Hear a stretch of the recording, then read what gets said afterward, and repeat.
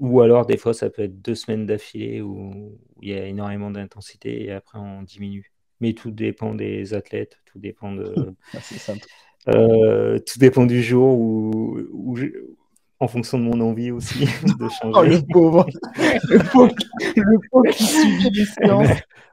On est tous à la Voilà, merci du coach au final et ce qui va nous planifier. c'est ça. Ça, c'est la leçon à retenir. Tristan, pour Caroli, c'est l'intensité en hors-saison. Qu'est-ce que tu mettrais en avant comme élément incontestable sur lequel il faut se focaliser en hors-saison? Putain, il va plus rien rester. Bah, Rémi, après, tu te démerdes, tu feras ce que tu veux avec ce qui T'inquiète, reste. c'est original. Bienvenue sur le podcast Upside Strength, le podcast qui t'aide à développer tes connaissances et tes compétences dans tous les domaines du sport et de la santé, que tu sois sportif amateur, athlète compétiteur, coach, prépa physique ou kiné. N'oublie pas de t'abonner à la chaîne et j'espère que tu apprécieras ce nouvel épisode. Sans plus attendre, le podcast. Dans ce nouveau podcast, épisode spécial triathlon, table ronde avec Tristan, Rémi et Caroli. Bonsoir les gars, comment allez-vous? Ça va très bien, Sean. Ça va très bien et toi? Un plaisir de t'avoir. Tristan, Caroli, comment tu vas? Ça va bien, merci. Génial. Et Rémi? Pareil. Voilà, tout le monde est là, on vous entend. On a déjà du monde dans les commentaires, donc ça fait plaisir. Pour tous ceux qui nous écoutent, n'hésitez pas à nous laisser vos questions pour la fin dans les commentaires. Donc l'objectif de cette table ronde, c'est d'explorer le triathlon avec vos perspectives respectives et essayer d'apporter un maximum d'informations aux personnes qui vont soit écouter, soit regarder le podcast. Donc ce que je vais commencer par faire, c'est vous laisser vous présenter chacun à votre tour. On va commencer avec Tristan, ensuite ce sera Caroli et finalement Rémi. Les gars, je vous invite à pour brièvement vous présenter. Dites-nous qui vous êtes et ce que vous faites et pourquoi vous êtes là ce soir. Tu fais À ton honneur à tour, celui Tristan. qui a la meilleure caméra et pas celui qui a le plus d'expérience. Tu aurais pu laisser parler Caroli avant tout. On aurait pu laisser Rémi parler en premier pour celui qui avait le moins de lumière dans la chambre. Ouais, mais ma caméra est belle. Oui, bah écoute, si je dois commencer, Tristan Pavlak. J'ai créé la chaîne Iron Human sur YouTube où je parle de triathlon. À côté de ça, je suis entraîneur en triathlon et j'ai cofondé Campus.coach, une plateforme de course à pied en ligne, pour faire bref. Magnifique. C'est très très bien. C'est bref, comme ça on peut avancer. Caroli, bonsoir à toi. Je te laisse te présenter. Bonsoir Sean, merci pour l'invitation. Caroli, je suis entraîneur spécialisé dans les sports d'endurance et plus particulièrement dans le triathlon longue distance et l'Ironman. Voilà, Génial. Bienvenue à toi. Rémi. merci. Moi, je m'appelle Rémi Rivet. Je suis ex-universitaire. Je faisais de la recherche en bioméca et maintenant, je fais de l'entraînement à mon compte et plutôt dans les sports outdoor, soit sur le versant préparation physique ou soit sur les deux versants énergétique et préparation physique, mais principalement dans les sports outdoor, donc ski, course à pied, trail ou triathlon, quoi. Génial. Ben, écoutez, je me réjouis vraiment de pouvoir discuter de tous ces sujets avec vous. On a eu plein de bonnes questions déjà qui nous ont été proposées par les auditeurs des différentes chaînes respectives. Ce que j'ai fait, c'est que j'ai essayé de condenser ces questions dans des grands sujets qu'on va aborder ensemble de manière à vraiment pouvoir couvrir un maximum de terrain. Et à la fin, on prendra un petit peu de temps pour répondre à des questions un petit peu plus individuelles, un petit peu plus contextuelles. Donc, ce que j'aimerais faire pour commencer, c'est parler d'un sujet qui est l'individualisation des intensités d'entraînement en triathlon plus particulièrement, vu que c'est le sujet du soir. Donc, je serais curieux déjà pour commencer. On va faire un tour de table et on va prendre le même ordre pour commencer cette fois-ci que ce qu'on a fait juste avant. Donc, Tristan, Caroli et Rémi. Donc, Tristan, comment est-ce que toi, tu opères quand on parle d'individualiser les intensités d'entraînement pour les trois disciplines, natation, vélo et course à pied, pour les gens avec qui tu travailles? Et tu peux prendre quelques minutes pour nous parler de comment tu fais dans une situation, disons, optimale, où tu as accès à peut-être tous les outils, toutes les informations dont tu aurais besoin, et peut-être dans un second temps, comment tu opères si tu es dans une situation où tu n'as peut-être pas autant d'informations que tu voudrais avoir, donc peut-être quelque chose d'un petit peu plus pratique pour des gens qui auraient pas toute la panoplie dont tu aurais besoin pour avoir on va dire ton option numéro 1.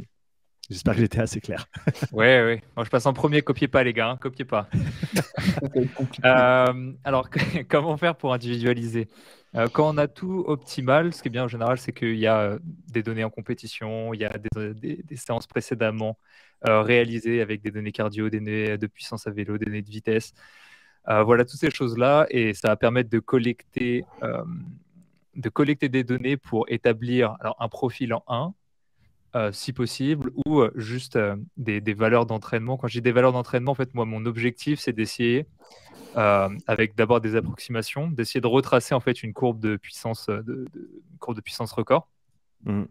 Et en fonction de ces courbes-là, en fait, moi, je définis plusieurs types d'entraînement. Certains pourraient appeler ça du seuil, du tempo. Voilà, peut-être qu'on rentrera un peu plus dans les détails juste après. Mais voilà, ça me permet d'avoir différentes intensités. Pour ceux qui sont un peu plus habitués avec des termes, je vais essayer d'expliquer parce que je sais que tout le monde, enfin les 4 ici savent de quoi on parle, mais peut-être qu'il y a des gens qui nous écoutent qui ne le savent pas. Mais on va établir des données de vitesse ou de puissance qu'on peut tenir sur 5 minutes, 15 minutes, 30 minutes, 60 minutes, 2 heures, 4 heures, etc., avec la plus de précision possible, pour pouvoir faire correspondre ça sur des séances en particulier. Par exemple, la puissance que je vais tenir sur 60 minutes, moi, je l'utilise seulement sur un format particulier. Quand je dis un format, c'est un ratio entre durée de repos, durée de l'effort, RPE attendu, cardio attendu, et voilà, grosso modo. Et une fois qu'on a ça, ça nous permet d'établir la planification vis-à-vis de par exemple, on voit qu'il a un point faible au niveau d'une certaine... Par exemple, sa vitesse sur 5 minutes est très très basse par rapport au reste. Est-ce que c'est pertinent vis-à-vis de son objectif? Si c'est pertinent, peut-être qu'il va falloir y passer un peu plus de temps que prévu. Si c'est pas pertinent, là, il faut voir si on l'utilise ou si on l'utilise pas. Bref, ça permet de... Je commence comme ça. On établit une courbe de puissance record. On peut établir déjà s'il y a des points faibles ou pas des points faibles. Ça, c'est des données qui s'acquièrent un peu avec l'expérience. Par exemple, si tu vois que ta puissance critique sur 5 minutes, c'est égal à 140% de celle sur 60, tu sais que potentiellement sur un Ironman, s'il prépare un Ironman en 70.3, tu vas pas avoir besoin énormément de lui faire pratiquer sa puissance critique 5 minutes, si ce n'est pas du tout, ou à l'occasion de séances un peu plus exotiques, on va dire. Voilà un peu comment je pourrais simplifier ça un petit peu. Ouais, donc c'est intéressant que tu utilises ces puissances ou ces puissances records ou ces vitesses records, j'imagine aussi en course à pied. Tu utilises plutôt l'allure ou tu utilises les watts via un stride ou quelque chose comme ça? Moi je suis old school, j'utilise encore l'allure. Ok, super, ça marche. Et en c'est-à-dire natation, que tu vois, on va parler de ça, la puissance en course à pied à l'époque, moi, ça fait que 7 ans que je suis dans le triathlon. Mais tu vois, il y a 6 ans, on disait, mais ça, c'est révolutionnaire, que tu cours à plat, que tu cours en montée, que tu cours ça, la puissance est égale partout. Et puis, tu vois les gens qui l'utilisent, parce qu'en général, c'est pas moi qui utilise les choses en premier. Et ils disent, en fait, ça marche que à plat, s'il n'y a pas de vent, t'es en mode, oui, en gros, juste tu t'affranchis un peu de s'il y a des nuages et des arbres qui va foirer un peu ton signal GPS, quoique les nouvelles montres, ça fonctionne un peu mieux. Enfin bref, donc non, j'utilise encore que l'allure. Peut-être qu'un jour je changerai. Je sais que les deux compères utilisent la puissance. on parlera de tout ça. Et pour la natation, est-ce que tu opères? Je connais absolument pas la natation. Est-ce qu'on peut aussi opérer avec des vitesses records sur différentes distances ou est-ce que tu travailles différemment? Ok, on travaille aussi comme ça. Ok, super, très intéressant. Donc, juste pour avoir un ordre d'idée, les gars, ça nous a pris un peu plus de 3 minutes. Je pense que c'était pas mal pour donner une petite vue d'ensemble. Caroline, je te laisse enchaîner. Donc, comment est-ce que tu individualises les intensités d'entraînement pour les athlètes et les sportifs avec lesquels tu travailles? Bon, du coup, tu me mets la pression avec le 3 minutes. Il faut que je tienne le test. Alors, moi, je travaille à peu près comme Tristan en établissant une courbe d'intensité-temps. Donc, la relation entre l'intensité et le temps. Donc, on appelle un peu intensité critique. Donc, vitesse critique pour la natation et la course à pied, puissance critique pour le vélo. Et avec pas mal de contextes différents parce que la natation, déjà, on l'évalue en vitesse critique, que ce soit en bassin de 25 ou en bassin de 50 parce que c'est pas la même, et en eau libre. Donc, du coup, ça fait déjà trois contextes différents. En vélo, je l'utilise aussi sur 5 et 20 minutes. Donc sur le plat, en montée et sur home trainer, parce qu'on a 3 puissances différentes selon les contextes. Et on pourrait même rajouter selon les vélos, parce que quand on prend les triathlètes, des fois, ils ont un vélo de route et un vélo de contre-la-montre, donc ça fait encore des puissances différentes. Et en course à pied, pareil, donc de la vitesse critique. Essentiellement, je leur demande de courir sur le plat parce que sinon, si je commence à aller en montée avec la vitesse critique, ben, il y aura une vitesse critique par pourcentage de pente. Donc, c'est impossible à gérer. Voilà, ça, c'est ce qui est accessible à tous. Et ce qu'il faut se dire, c'est que l'intérêt de la puissance et la vitesse critique, c'est qu'on peut l'utiliser, on peut le mettre en place facilement. Donc ça, c'est déjà la première porte d'entrée que j'ai avec les athlètes.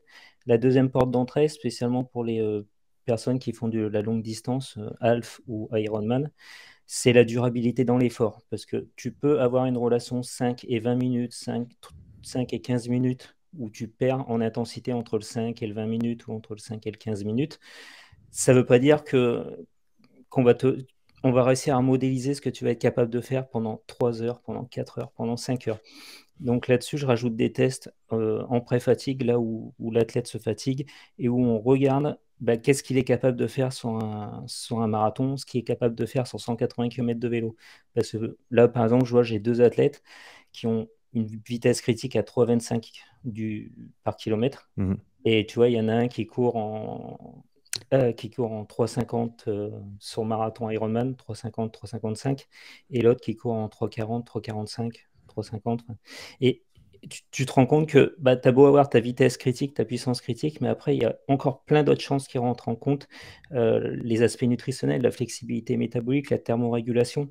Donc tout ça, c'est ce qui est intéressant dans les disciplines d'ultra-endurance, c'est que tu as plein de leviers différents que tu peux actionner pour améliorer l'athlète.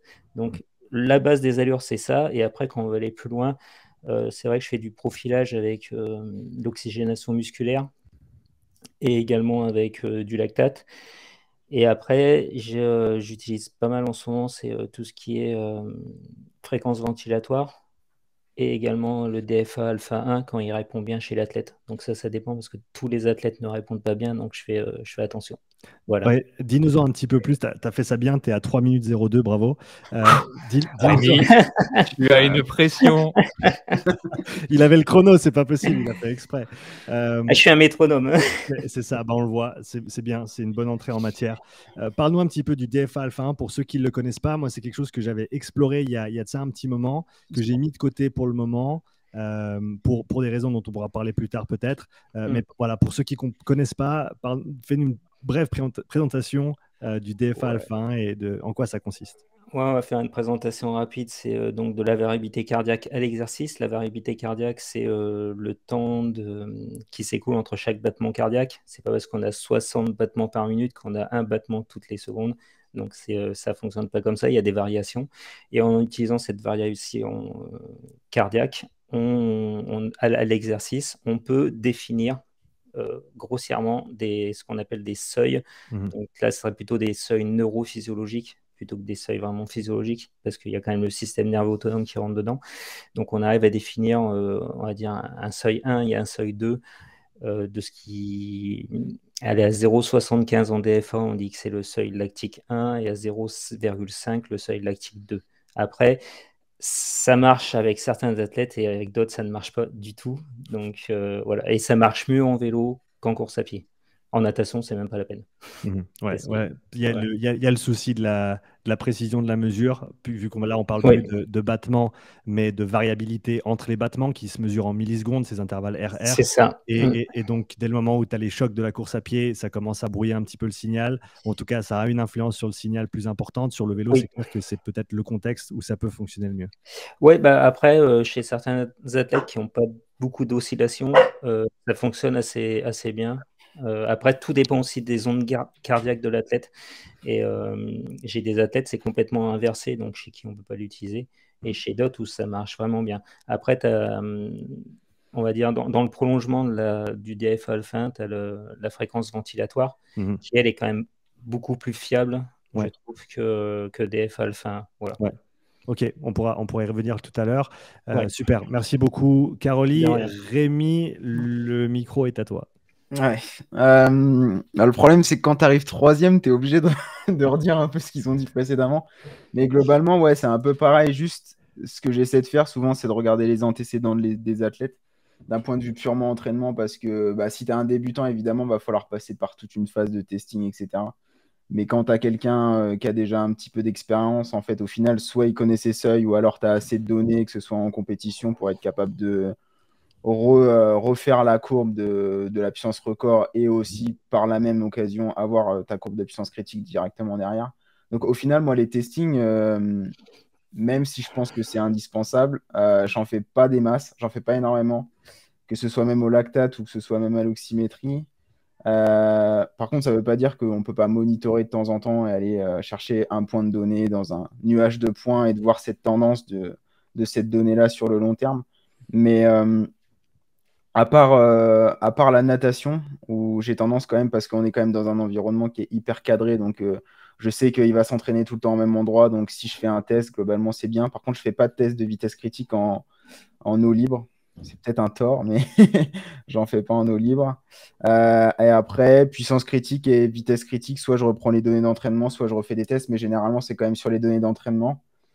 Et, euh, et puis, dernier point, ouais, c'était par rapport à la demande de l'athlète. Enfin, Tristan, il l'a bien dit, mais en fonction de s'il s'entraîne sur un half ou s'il s'entraîne sur un 10 bornes à plat, globalement, les demandes ne seront pas les mêmes. Et le testing et les valeurs même que je vais attribuer au seuil, ce ne sera pas la même chose, parce qu'après, il y a la notion de durabilité et comment tu l'exprimes, etc. Donc, si au final, tu fais un test de vitesse critique, mais que derrière, tu vas utiliser des pourcentages de ta vitesse critique qui au final n'ont pas vraiment de base d'un point de vue purement physiologique pour l'athlète, ça, en fait, ça sert à rien de faire le test de base. Donc, et ça d'ailleurs, je serais curieux de savoir comment tu fais, Caroli, parce que en termes de, j'imagine tu travailles en termes de kilojoules juste avant ton test. Et ça, je suis assez curieux de savoir à peu près ça Ouais. par rapport à ça. Et puis sinon, ouais, sinon, moi, ça reste pareil, à peu près assez simple. J'utilise la courbe de puissance record en fonction des échéances. Et puis, je regarde aussi la spécificité dans laquelle mon athlète veut être bon. Et c'est ça qui me guide, en fait. Super. Et bah, ce qu'on va faire, c'est qu'on va enchaîner tout de suite avec ta question, Rémi. Moi aussi. Et Caroli, je serais intéressé aussi que tu développes un petit peu ce test de durabilité, comment tu l'organises. Il y a certaines normes, d'après ce que je comprends, qui commencent à être utilisées en cyclisme. On en avait parlé en plus, Sean, la dernière fois. Là. On en avait parlé récemment, ouais, avec deux têtes, je crois que c'était 2000 kilojoules de travail qui les Peter faisaient. Léo, ouais, il avait fait ça avec C'est des ça, ouais. U23, je crois. Il avait fait 2000 kilojoules et un CP5 derrière. Ouais, et en gros, pour donner un peu de contexte, et après, Caroli, je te donne la parole, pour donner un peu de contexte, comme a dit Caroli, quand on parle de durabilité, ben, un effort frais, ça vaut ce que ça vaut, mais on ne sait pas ce que tu peux faire une fois que tu es très fatigué. Donc, l'idée de ces tests, c'est tu fais une certaine quantité de travail fixe avant, et ensuite, tu fais ton test d'effort pour déterminer quel pourcentage de performance tu as perdu avec cette fatigue que tu as engendrée, et ça te permet d'établir certaines valeurs là-dessus. Donc Caroline, donne-nous un petit peu plus de précision sur comment tu opères avec ce paramètre de durabilité. D'accord. Alors, j'ai bien lu tous les travaux de Sprague et Léo là-dessus, qui sont axés sur le cyclisme.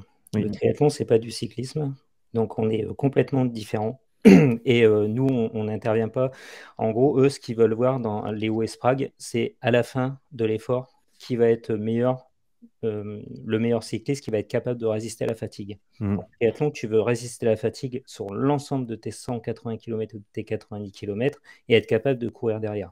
Donc déjà, ça fait deux choses complètement différentes. Je veux dire, on ne peut pas comparer des études qui ont lieu en cyclisme pur avec du triathlon parce que c'est pour moi deux sports différents, comme j'ai dit. Et moi, je suis parti sur un concept en me rapprochant de la pratique. Qu'est-ce que j'ai besoin de faire pour quelqu'un qui fait du half? Qu'est-ce que j'ai besoin de faire pour quelqu'un qui fait de l'Ironman? Sur half, donc tu as besoin de maintenir une puissance élevée sur 90 km. Alors, ça fait plus de 15 ans que j'analyse des fichiers de puissance et généralement sur 70.3 ou sur Ironman, l'athlète, il part avec une puissance élevée et il finit avec une puissance beaucoup plus faible. Et quand tu lui montres, parce que ce qui est assez hallucinant, c'est que avec le RPE, la perception de la difficulté de l'effort, l'athlète va te dire ah non, non, mais je suis allé plus fort sur la fin qu'au début. Et là, tu lui montres tous les chiffres, ben non, c'est pas ce qui s'est passé. Donc là-dessus, j'en suis arrivé à me dire il faut vraiment qu'on travaille cette durabilité, de trouver la bonne puissance qui va te permettre d'avoir un effort lissé du début à la fin.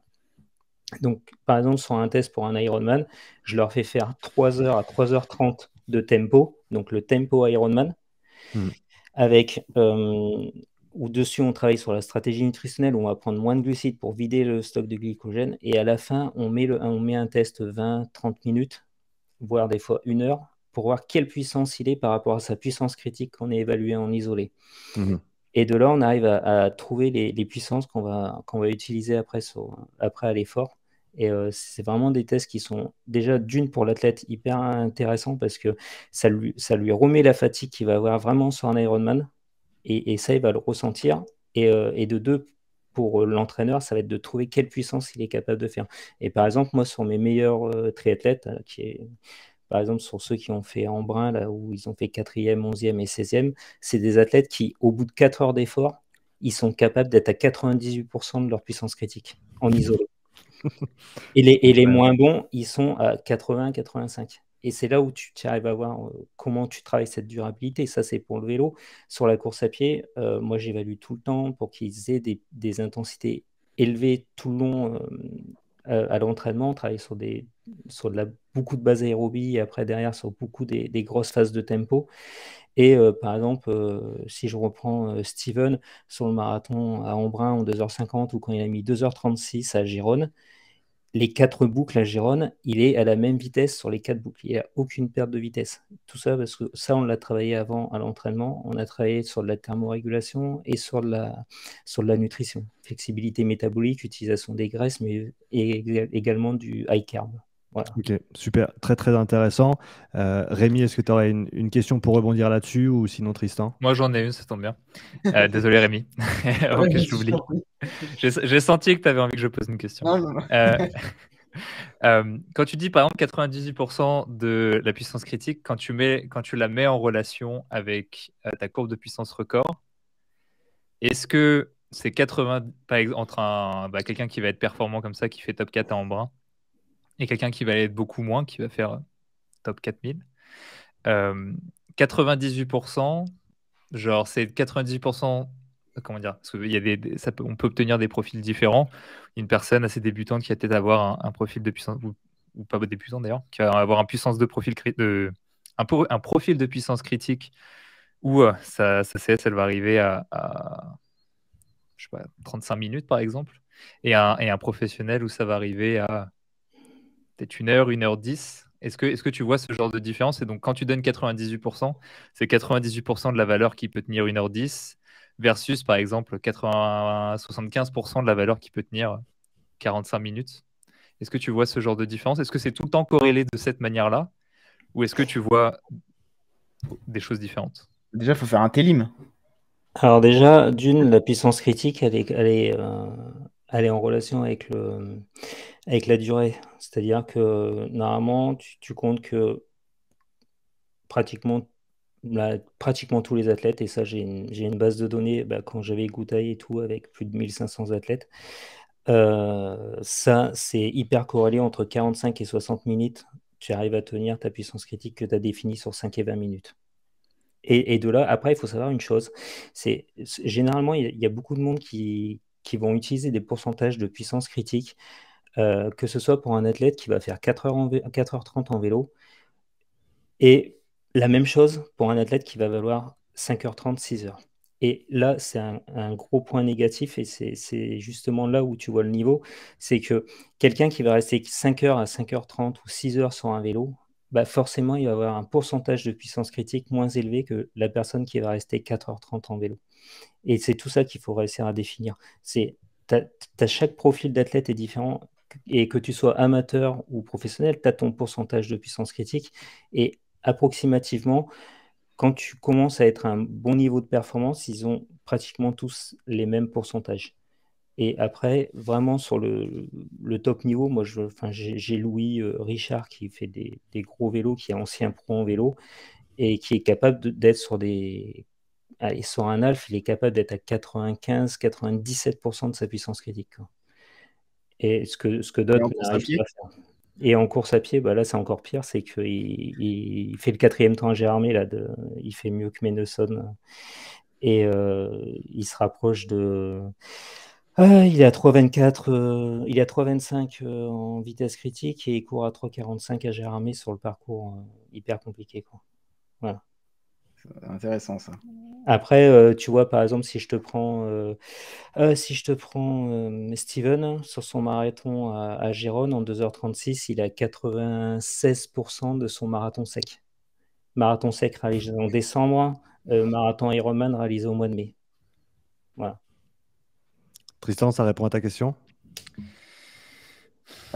Partiellement, parce que en fait, ça aurait impliqué une autre question après. C'est par exemple quelqu'un où sa puissance critique va tomber à 45 minutes. Bah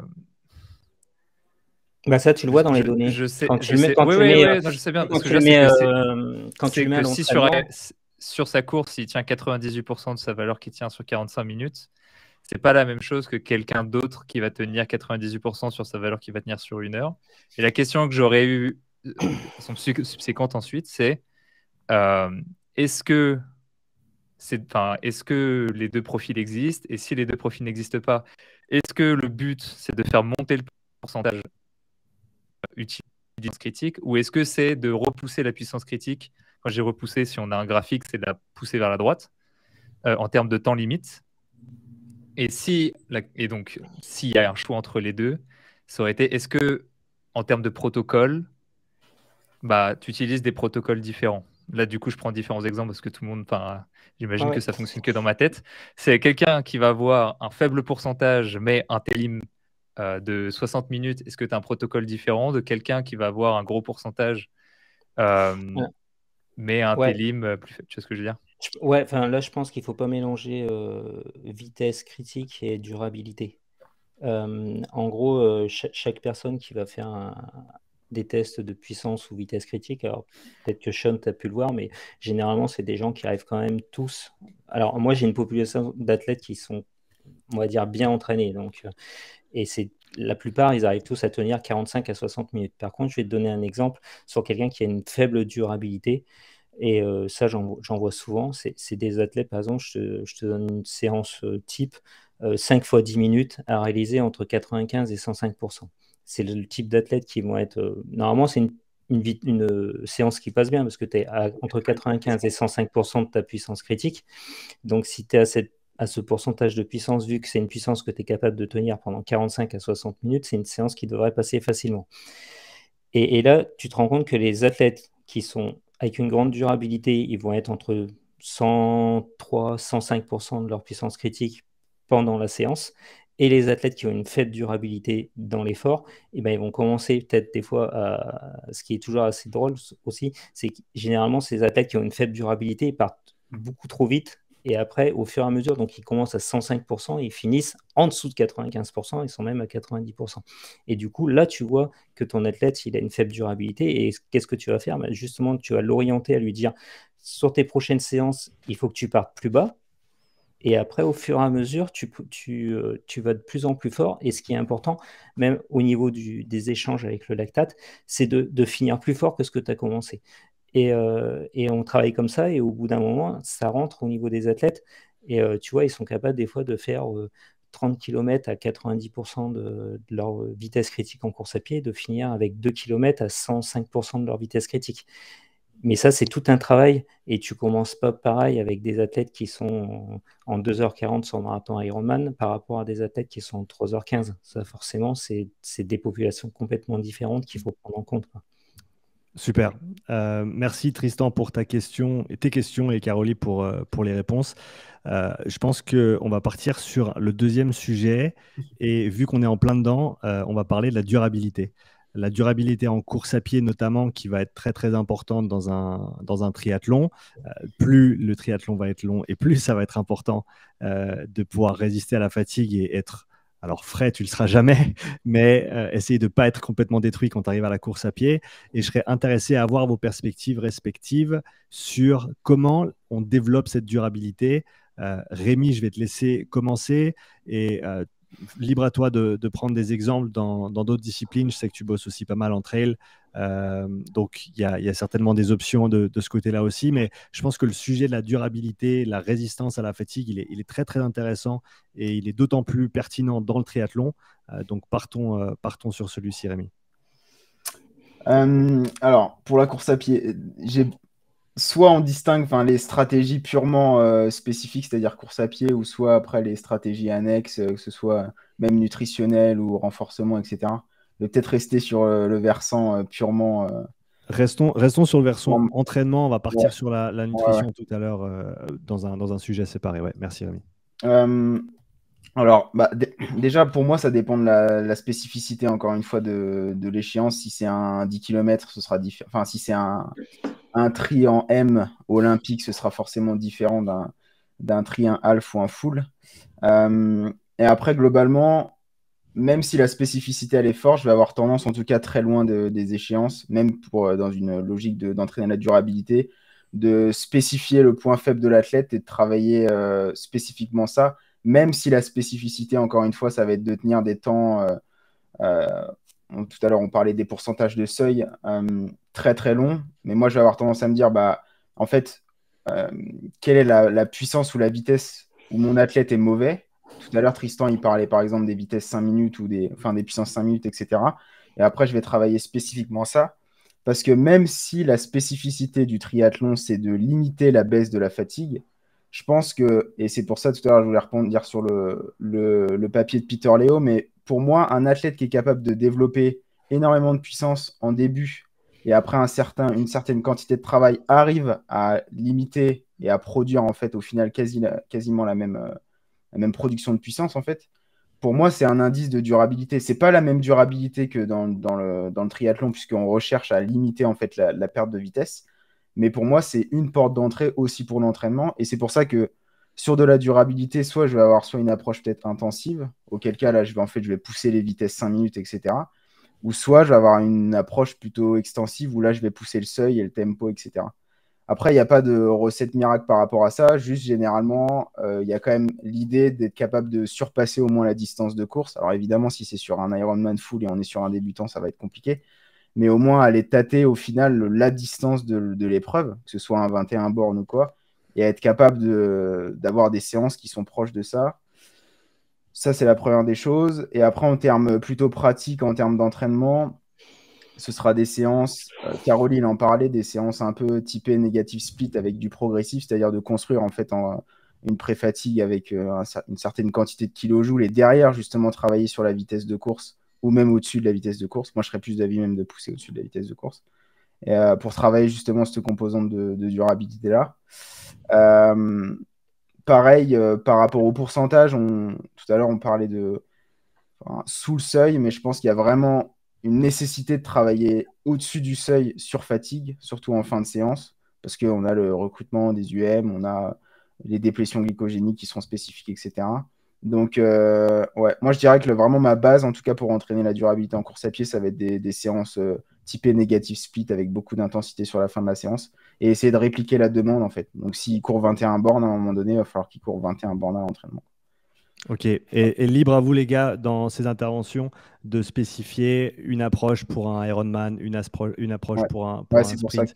que. Je pense que c'est important quand même, vu que c'est quand même Parce que, ouais, c'est le même sport, entre guillemets, ça tombe sous le même parapluie, mais sur, c'est pas juste, exactement pareil. juste pour finir, mais sur un Oui. tri olympique, je pense qu'on pourrait avoir deux approches différentes pour une même performance, mais à un moment donné, encore une fois, la spécificité de l'activité, elle est tellement forte qu'à un moment donné, sur un 10 bornes, il faut quand même courir vite.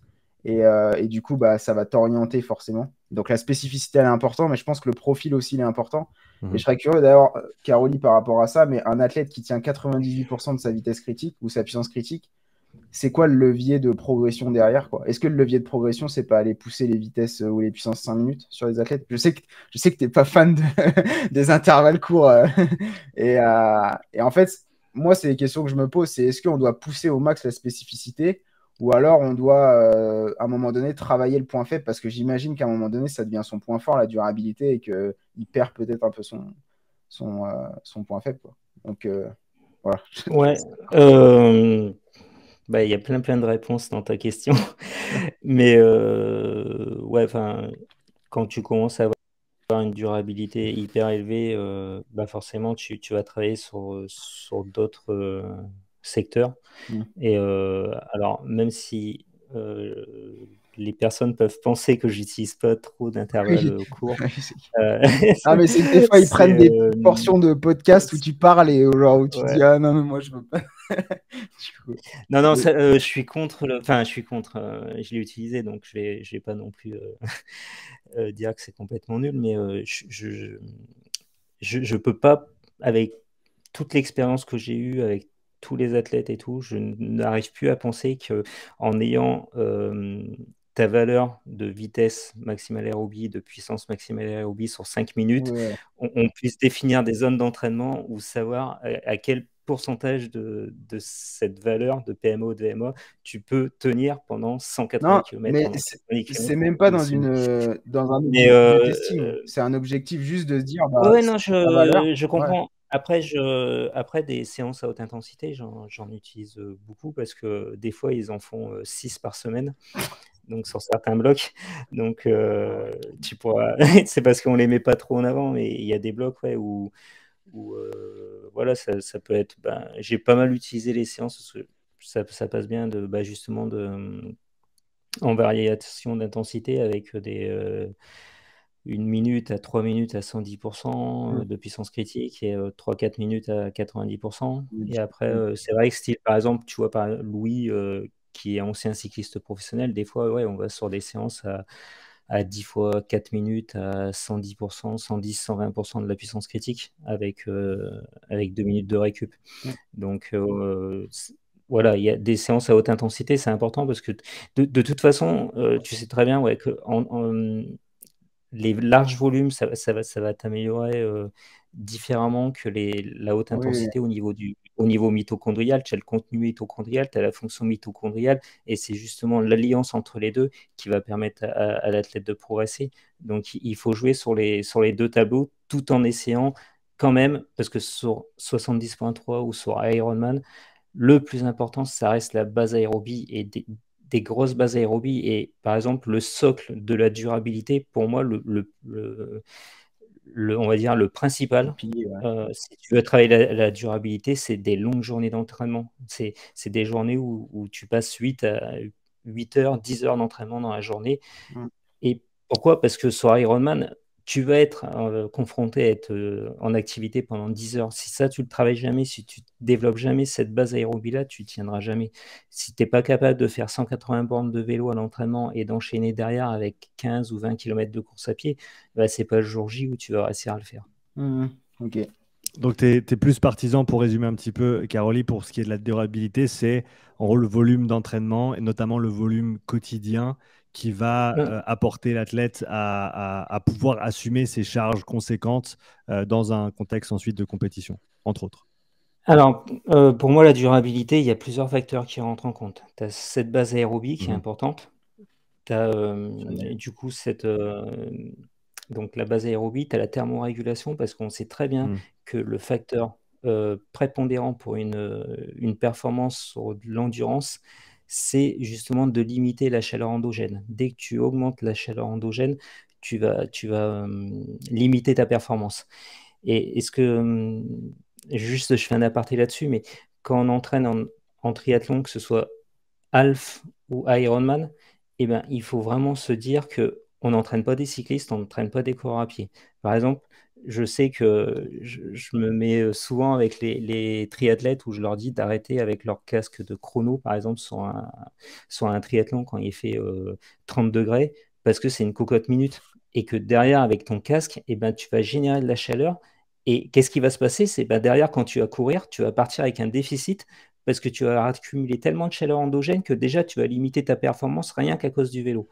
Donc on n'est pas en cyclisme, mais il faut déjà en plus savoir que Alban Lorenzini, par exemple, il m'en parlait que les casques aéro, bah, ça porte pas grand-chose, voire même des fois ça peut même être freinateur et que c'est même à l'inverse de ce que tu penses que ça ne va pas t'apporter de gain de performance et qu'il faut vraiment un casque qui soit moulé à ta tête. Donc je veux dire, quand tu prends tout ça, la durabilité, voilà, c'est thermorégulation, c'est la flexibilité Mhm. métabolique. Je rejoins aussi Rémi, ce qui parlait de la nutrition, mais c'est-à-dire qu'il faut que tu utilises beaucoup de glucides à l'effort, donc on est sur du high carb, mais si tu veux avoir une bonne flexibilité métabolique, c'est-à-dire qu'à l'entraînement, tu as fait de la périodisation, tu as appris à utiliser les graisses. Donc sur tes longues journées d'entraînement, tu es en low carb, tu utilises beaucoup de low carb. Ce qu'il faut faire attention, parce que tu vois, moi j'ai poussé à l'extrême la périodisation nutritionnelle, et avec Steven, à un moment, on a commencé à déclencher un syndrome RED-S. Donc j'ai pu faire des dosages testostérone, cortisol, donc on a remis tout à jour rapidement.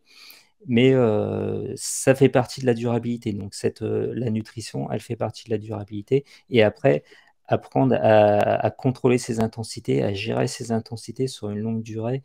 Et aussi le dernier point qui est hyper important, qu'on n'a pas encore parlé, mais c'est le mental. Mhm. C'est-à-dire que la charge mentale pour repousser le seuil de tolérance à la fatigue, elle est énorme sur 70.3 sur Ironman. Et par exemple, j'étais avec Steven. Quand il a fait 2h36, la première chose qu'il m'a dit au téléphone, tu sais, coach, j'avais super mal aux jambes, mais je savais que les autres, ils avaient mal aussi, j'ai continué. Et quand j'étais sur le marathon en bras avec lui, sur l'Embraman, c'est exactement ce qu'il m'a dit. J'ai mal aux jambes, mais je continue, je continue. Et là, il a accéléré, il a accéléré. Et c'est là où on voit, et quand on l'a travaillé, ça à l'entraînement, on arrive à le reproduire après en compétition. Et ça, c'est vraiment dans la tête parce que des efforts d'ultra-endurance, c'est un gros pourcentage de Mhm. mental. Et là, je parle que de l'Ironman parce que si tu pars sur du style UTMB, alors là, le mental, c'est juste Ouais. énorme. Là, c'est encore autre chose. Super. Oui, Merci, Caroline. Tristan, de je te rien. laisse la parole. Durabilité, comment est-ce que tu l'abordes et comment est-ce que tu le travailles?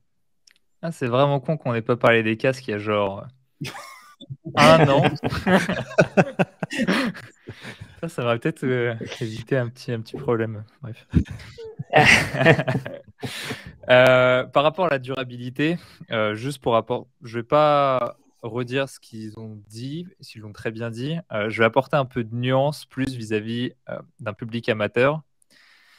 Parce que le problème principal de la durabilité, alors dites-moi si vous êtes d'accord ou pas, mais c'est que deux facteurs qui augmentent la durabilité, c'est un, l'expérience de l'athlète, et deux, son volume.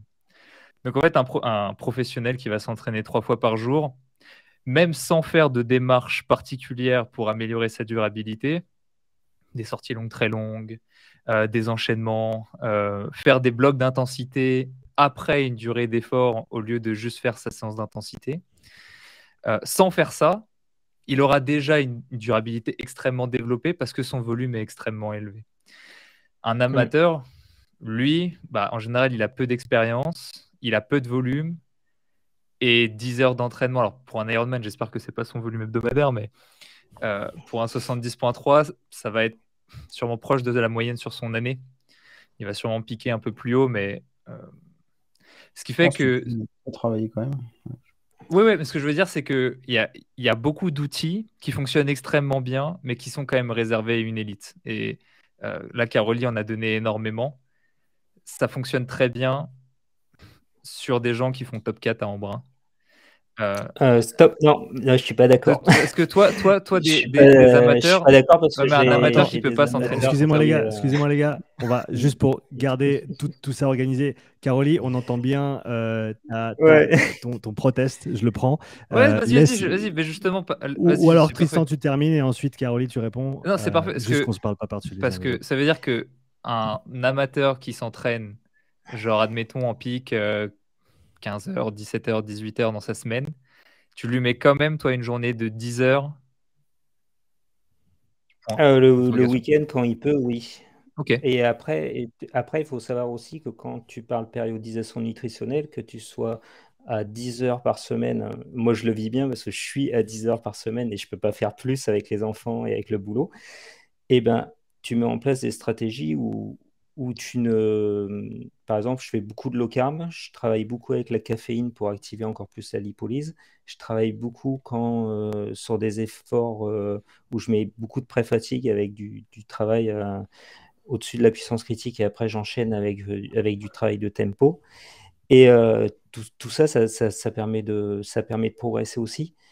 et en essayant d'avoir une bonne hygiène de vie où le sommeil est hyper important derrière, du coup, aussi pour les athlètes amateurs, parce que si tu dors moins de 7 heures avec le travail, plus les enfants, plus l'entraînement, ça devient hyper compliqué. Et là, je vois, j'ai eu plein d'amateurs qui sont allés à Lahti au championnat du monde, et c'est des amateurs, c'est des gens qui travaillent à côté plus de 35 heures par semaine, il y en a, ils sont à plus de 40 même, et ils s'entraînent 10-12 heures par semaine. Et en s'entraînant bien 10-12 heures par semaine, on est capable de faire des belles choses. Sur 70.3, sur Ironman, je n'irais pas dire qu'en s'entraînant 10 heures, c'est compliqué. C'est faisable. Moi, j'ai une fille là, qui a fait Vitoria, son premier Ironman, et elle a fait Vitoria, elle avait 8 heures d'entraînement par semaine, et elle fait Vitoria en 12 heures avec la banane, super contente. Donc, tu peux tout travailler quand tu mets tes stratégies en place. L'athlète, s'il est régulier, qu'il les tient et qui est régulier toute l'année à s'entraîner, tu peux faire des belles choses même avec quelqu'un qui s'entraîne moins. Voilà. Tristan, Oui, je vais oui, te laisser rebondir évidemment. dans un. Tristan, Heureusement, je te laisse rebondir dans un instant. Tu lances une pub. Je j'ai pas de sponsor. Je sais pas ce que c'est un sponsor. Je fonctionne pas comme ça, Tristan. Tu me connais mieux que ça. Est-ce que tu te souviens comment tu as découvert ce podcast? Tu l'as peut-être trouvé sur YouTube ou quelqu'un l'a partagé sur Insta. Quoi qu'il en soit, je voulais te remercier pour ton soutien. Continue à écouter les épisodes qui t'intéressent et pour passer le témoin au suivant, prends quelques instants pour partager l'épisode. De cette manière, tu aideras la communauté à grandir et permettras à d'autres sportifs, athlètes ou coachs comme toi de découvrir le podcast. Ce que je voulais dire, c'est que ce qui est intéressant, c'est parce que ce que tu dis là, Caroline, pour rebondir un peu sur ce que tu as dit et ce qu'a dit Tristan avant,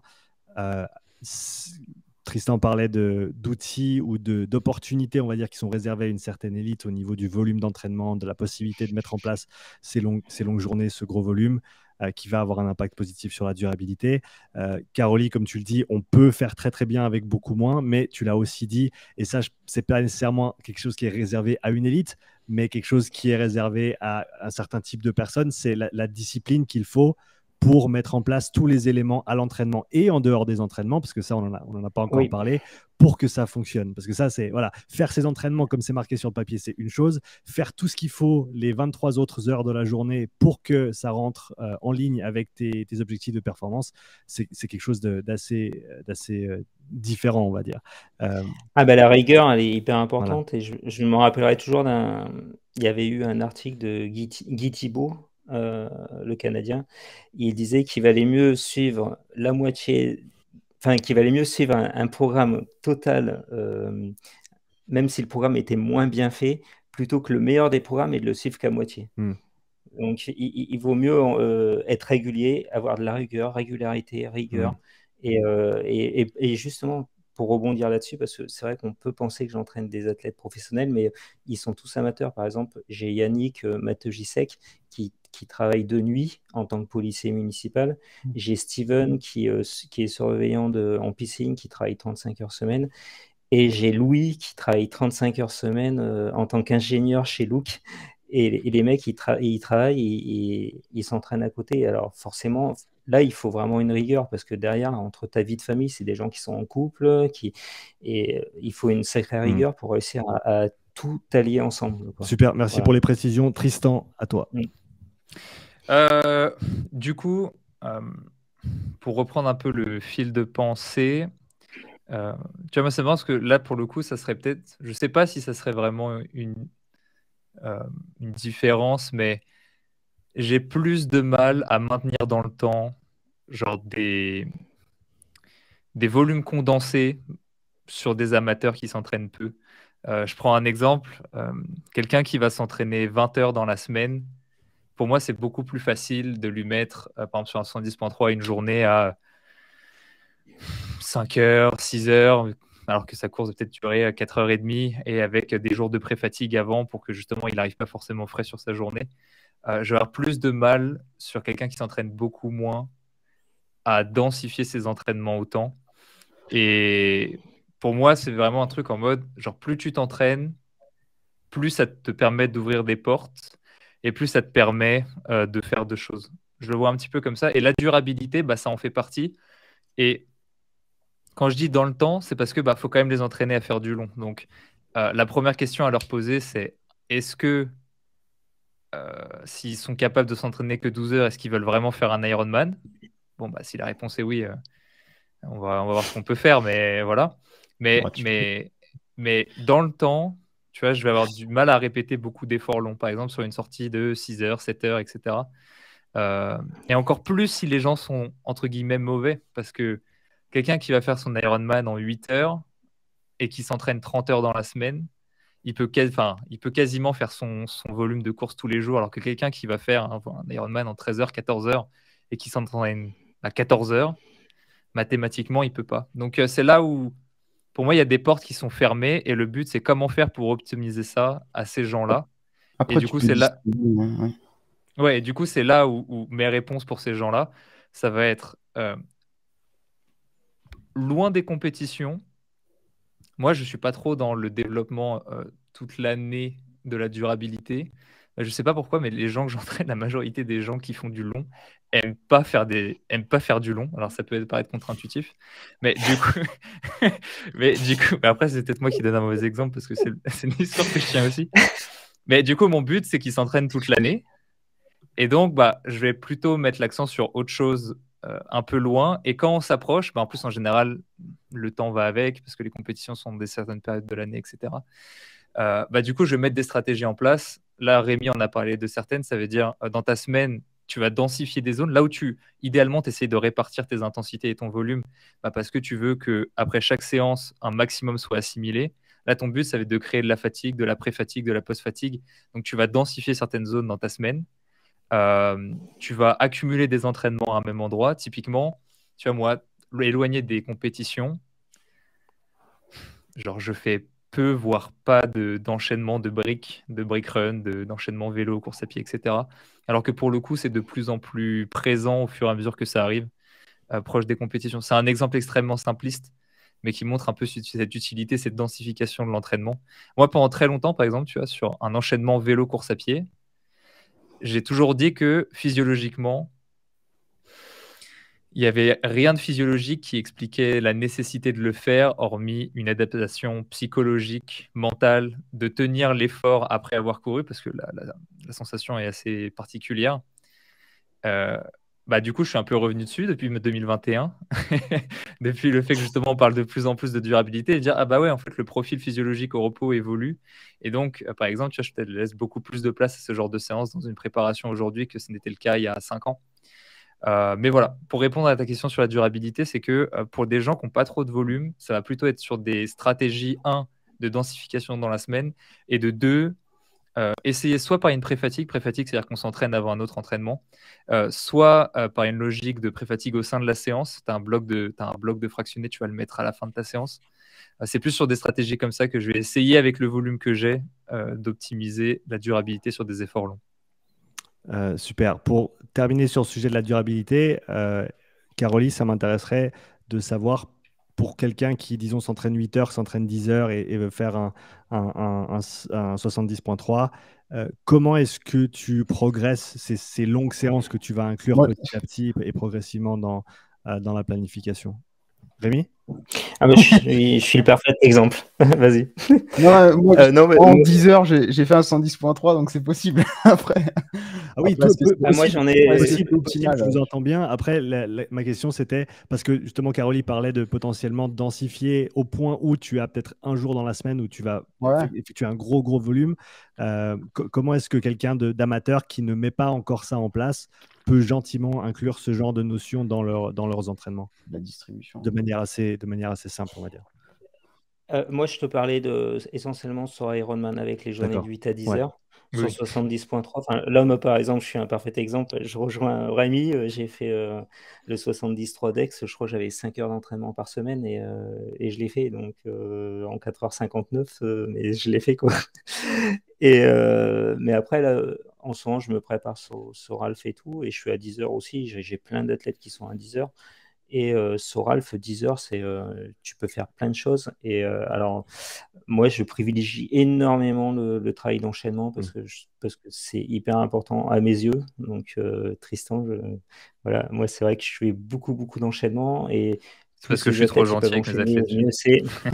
J'en dis Ouais. pas Non, assez, non, non. mais même non, non, mais même après, je vois par exemple sur quelqu'un qui a que 10 heures par exemple à faire par semaine, et bien au final d'enchaîner, bah, tu arrives mieux à répartir dans la semaine. C'est-à-dire que bah, des fois, quand tu as 2 heures, bah, tu arrives à faire 1h30 de vélo, une demi-heure à pied, ou tu arrives à faire 1 heure en vélo, 1 heure à pied. Et même si c'est à basse intensité, mais tu développes cet aspect-là. Et après, ça devient naturel de courir derrière le vélo. Tu vois, encore moi, à midi, c'est ce que j'ai fait. J'ai fait 1h30 de vélo. J'ai enchaîné avec 12 km à pied. Et tu t'apprends à le faire. Et je trouve ça hyper important chez les athlètes qui font du triathlon d'avoir cette spécificité-là. Et c'est vrai que moi, c'est un fil rouge, c'est vraiment toute l'année, quoi. Voilà. Ou alors en bi-quotidien quand c'est l'hiver, parce que des fois, l'hiver, pour se changer après le vélo et repartir dans le froid, c'est compliqué. Donc voilà, je mets 3 à 4 heures entre les deux séances le week-end. Voilà. Alors ça, Ok, par contre, je suis super. 100% Mais d'accord c'est que sur des faisable. stratégies de gain de temps, mais du coup, c'est pas dans un but de durabilité, mais je l'utilise parfois sur Ah des oui, gens qui oui, ont non, peu le mais... temps. Ça, c'est une bonne petite astuce. Après, je pense une Oui. exposition même ponctuelle sur une sortie longue, quand tu as 10 heures, après la question c'est comment tu distribues les 10 heures dans la semaine, hein. Mais si tu fais 4 heures dans la semaine, enfin moi, le premier 70,3, c'est ce que je faisais. Je faisais un gros vélo le week-end. Ça faisait qu'une sortie longue. Après, il y avait une sortie le dimanche en course à pied un peu plus longue. Mais après, c'est comment tu distribues dans la semaine. Et je pense que même pour quelqu'un de débutant, s'il a un peu de volume à pied, ne serait-ce que 40 ou enfin 30 ou 40 km, si tu les distribues et tu les poses sur le week-end, par exemple, je pense que c'est assez facile de travailler cette durabilité. Alors effectivement, tu l'as pas, t'as pas des rappels, t'as pas des piqûres de rappel dans la semaine de durabilité, mais par contre, tu as un bloc, un mini bloc en fait dans le week-end où tu peux pousser un peu le volume et au moins la personne elle sera exposée. Et je pense même d'un point de vue confiance, quand tu exposes ton athlète sur la spécificité qu'il va rencontrer le jour J, ça fait du bien quand même. Tu te dis, ok, normalement, je devrais le finir parce que si tu fais quand même des séances qui sont assez éloignées, et moi, je suis revenu un peu par rapport à ça. Je sais que tu avais fait pour l'Ironman, tu avais fait une périodisation un peu inversée avec plus d'intensité et proche de la compète. Tristan, tu avais augmenté le volume. Et bah, petit à petit, je change un peu ça par rapport à ça. Je pense qu'il faut garder quand même plus de volume en hors saison. Et ce qui ne veut pas dire que tu manipules pas l'intensité à l'intérieur, mais je pense qu'il faut quand même garder un fil rouge au moins de l'exposition, même ponctuelle, sur quelque chose de long, quoi. C'est-à-dire que Ouais. Bah, tu sais qu'il y a une vis-à-vis de la étude. longueur de tes séances longues, c'est ça? Genre de redescendre moins bas, c'est ça que tu veux dire? Bah, la longueur en termes de durée. Ouais, Donc de garder des séances longues, comme tu as plus dit, long. Ouais. peut-être pas tout le temps, mais régulièrement Ouais, pour voilà, c'est voir. ça. Ouais. Voilà, c'est Oui, ça. oui, une fois, même soit une fois par semaine, ou soit même tous les 10 jours, histoire de pousser un peu, bah, de garder un peu ça, parce que c'est c'est quelque chose qui se perd quand même. Cette capacité, même sur les sorties basse intensité, au final, tu sens des gains. Caroline, tu voulais Après, rebondir, ouais, ouais. ouais, non, il y a eu récemment, il y a eu une étude sur les marathoniens japonais qui est sortie, je crois que c'était en juin ou mai-juin, par là, où ils ont regardé le volume d'entraînement, comment c'était distribué. Par exemple, quand tu fais 100 km, Ouais. et ben, il y en a, très bien, ils pouvaient faire 2 fois 50 km dans le week-end, et d'autres, ils faisaient 20 km Hmm. 5 fois par semaine. Et au final, et ben, le résultat sans marathon, ta performance sans marathon, que tu t'entraînais en fréquence ou même que 2 jours par semaine, bah, elle n'était pas influencée par ça. Hmm. Donc, tu pouvais très bien être performant en te faisant 2 fois 50 km le samedi-dimanche ou en faisant 15-20 km tous les jours, quoi. Ok. Intéressant. Donc, c'est ça qui, du Ouais. coup, ça rejoint un peu ce que dit Rémi, où bah, des fois, tu peux manipuler à mettre des grosses charges quand l'athlète il peut sur le week-end ponctuellement pour l'habituer à aller un peu plus loin. Après, c'est vrai que sur 70,3 ou sur Ironman, si tu veux courir vite, ben, il faut avoir du volume en vélo parce qu'il faut être capable de poser le vélo en n'étant pas fatigué. Et ça, c'est vrai que le vélo, des fois, tu peux le tourner dans tous les sens. C'est compliqué si tu n'as pas le volume en vélo, quoi. Hmm. Quand tu as 90 km ou 180 km à faire. Hmm. Autant sur un M, 40 km, ça passe bien. Et c'est vrai que bah, quand tu poses le vélo au bout de 90 km, si derrière, tu n'as pas eu des séances où tu as fait 100 km, 120 km, ben, des fois, c'est quand même compliqué de réussir à courir vite. Après, tout dépend de ce que tu recherches comme objectif. entre l'athlète qui recherche de finir un 70.3 en se faisant plaisir et celui qui veut y aller en étant le plus performant possible. Après, bizarrement, pour la natation, par contre, on n'en parle pas de la pauvre Ouais. natation.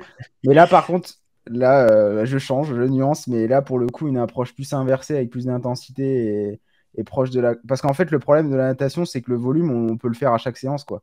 À un 1900 mètres, on le fait à chaque séance. Donc au final, on peut se dire, bah, enfin, théoriquement, ça voudrait dire que la durabilité, en fait, chaque séance, on lui met une piqûre de rappel. Donc là, pour le coup, hors saison, mettre plus d'intensité et revenir sur du volume proche.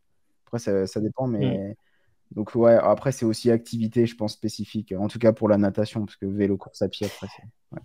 Bah, tu vois, il y a Alan Cousins là, qui mettait des posts Voilà. récemment qui justement disait qu'il fallait nager, faire des longues séances, 5, 6 km Ouais.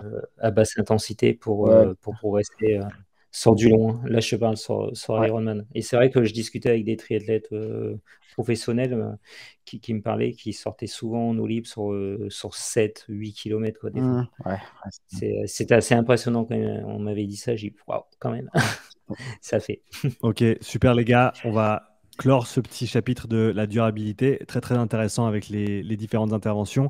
Pour le sujet suivant qui est la hors-saison, où on va dire les périodes d'entraînement qui vont être loin des compétitions, la manière dont je voudrais opérer cette fois-ci, c'est que on va toujours prendre une personne après l'autre et vous allez chacun me donner un élément que vous pensez être très très important pour cette phase loin des compétitions, cette phase de hors-saison. Donc, bien entendu, la personne qui commence aura l'embarras du choix et les autres, vous devrez choisir quelque chose qui n'a pas encore été mentionné. S'il n'y a vraiment rien d'autre, vous pouvez répéter un des éléments. En gros, pour que les gens ressortent avec 3 éléments au moins incontestablement importants pour cette hors-saison. On va reprendre. Bah non, Caroline, tu n'as pas encore commencé, donc tu as fini, mais je vais te laisser commencer.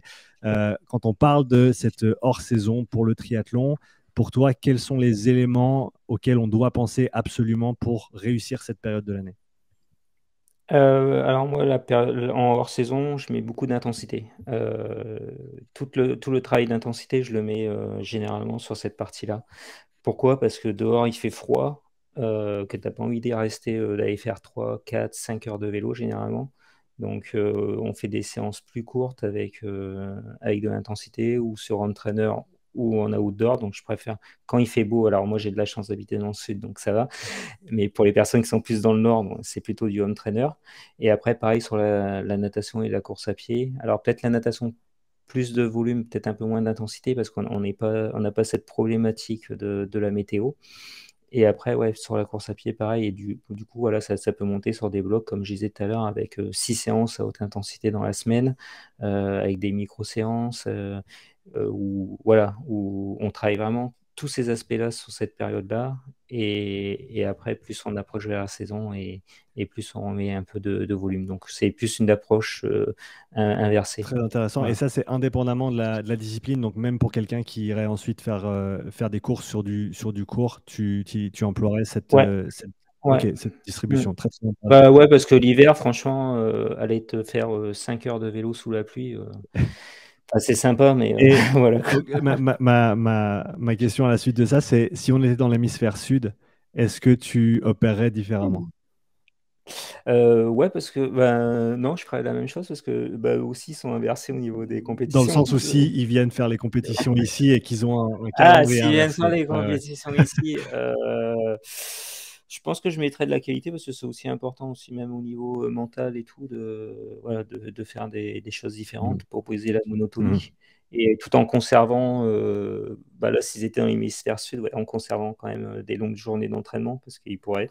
Ok, Voilà. super. Très, très intéressant. Donc, cette Juste intensité pour qui va être. préciser, parce Ouais. que bah, je sais que tu fais faire quand même des intensités même sur le reste de la saison. En termes de volume absolu, euh, euh, parce qu'en termes de pourcentage, je constate que si la personne fait moins de long, le pourcentage augmente de façon intrinsèque, même en gardant le même volume de haute intensité. En termes de valeur absolue, tu fais faire plus de volume à haute intensité avec moins de volume en hiver, ou est-ce que tu gardes potentiellement le même volume de haute intensité, mais juste tu enlèves du volume général? Si tu parles en termes de volume Attends. absolu. Ouais, attends, j'essaie de réfléchir. Non, je mets plus de volume à haute intensité et je baisse le volume. Mais selon les périodes, hein, c'est par bloc, hein. Donc, par exemple, c'est un bloc où ça peut être 6, 7, 8 séances dans la semaine. Après, ils ont 2 à 3 semaines où il y en a beaucoup moins, quoi. Ou alors, des fois, ça peut être 2 semaines d'affilée où il y a énormément d'intensité et après, on diminue. Mais tout dépend des athlètes, tout dépend C'est simple. tout dépend du jour en fonction de mon envie aussi de Oh, changer. le pauvre. Le pauvre qui subit les séances. On est tous à la Voilà. merci du coach au final et ce qu'il va nous planifier. C'est ça. Ça, c'est la leçon à retenir. Tristan, pour Caroli, c'est l'intensité en hors-saison. Qu'est-ce que tu mettrais en avant comme élément incontestable sur lequel il faut se focaliser en hors-saison? Il va plus rien rester. Mais Rémi, après, tu te démerdes, tu feras avec ce qui t'inquiète. reste. C'est original. Je vais rebondir sur ce qu'a dit Rémi tout à l'heure, parce que l'implication est importante. Le but pour moi sur l'année, c'est d'essayer en fait de potentiellement pas s'entraîner le plus possible tout le temps, mais les gens ont tendance à beaucoup varier les volumes sur l'année avec quand je prépare une compétition, on est à -6, je vais m'y remettre, et quand je suis loin, je m'entraîne plus et je fais autre chose, etc. Pour moi, c'est bien définir ses objectifs. Et si le but, c'est vraiment d'avoir une progression long terme, c'est d'essayer de maintenir un volume minimum et si possible assez proche de la moyenne qu'on pourrait avoir sur l'année. Alors, je sais que ce n'est pas toujours possible. Je vais prendre mon cas et je pense que l'exemple qu'a donné Rémi tout à l'heure était bon. C'est que, par exemple, sur mon année, j'étais à 16 heures de moyenne et mes dernières semaines étaient aux alentours de 25 heures. 25 heures sur la semaine, personnellement, j'aurais pas été capable professionnellement et personnellement de tenir ça sur la longueur. Et donc, j'ai fait des concessions en me disant je m'entraîne un peu moins, comme ça je serais capable de faire un peu plus après. Ça, typiquement, dans un monde idéal, c'est pas quelque chose que j'aurais fait. Et d'ailleurs, c'est quelque chose que j'ai très souvent dit en me disant que la fin de ma prépa, je me suis trop entraîné par rapport à ce que mon corps pouvait assimiler, juste par le plaisir de pouvoir le faire et de me dire je m'étais dit que pendant 3-4 mois, je peux m'entraîner.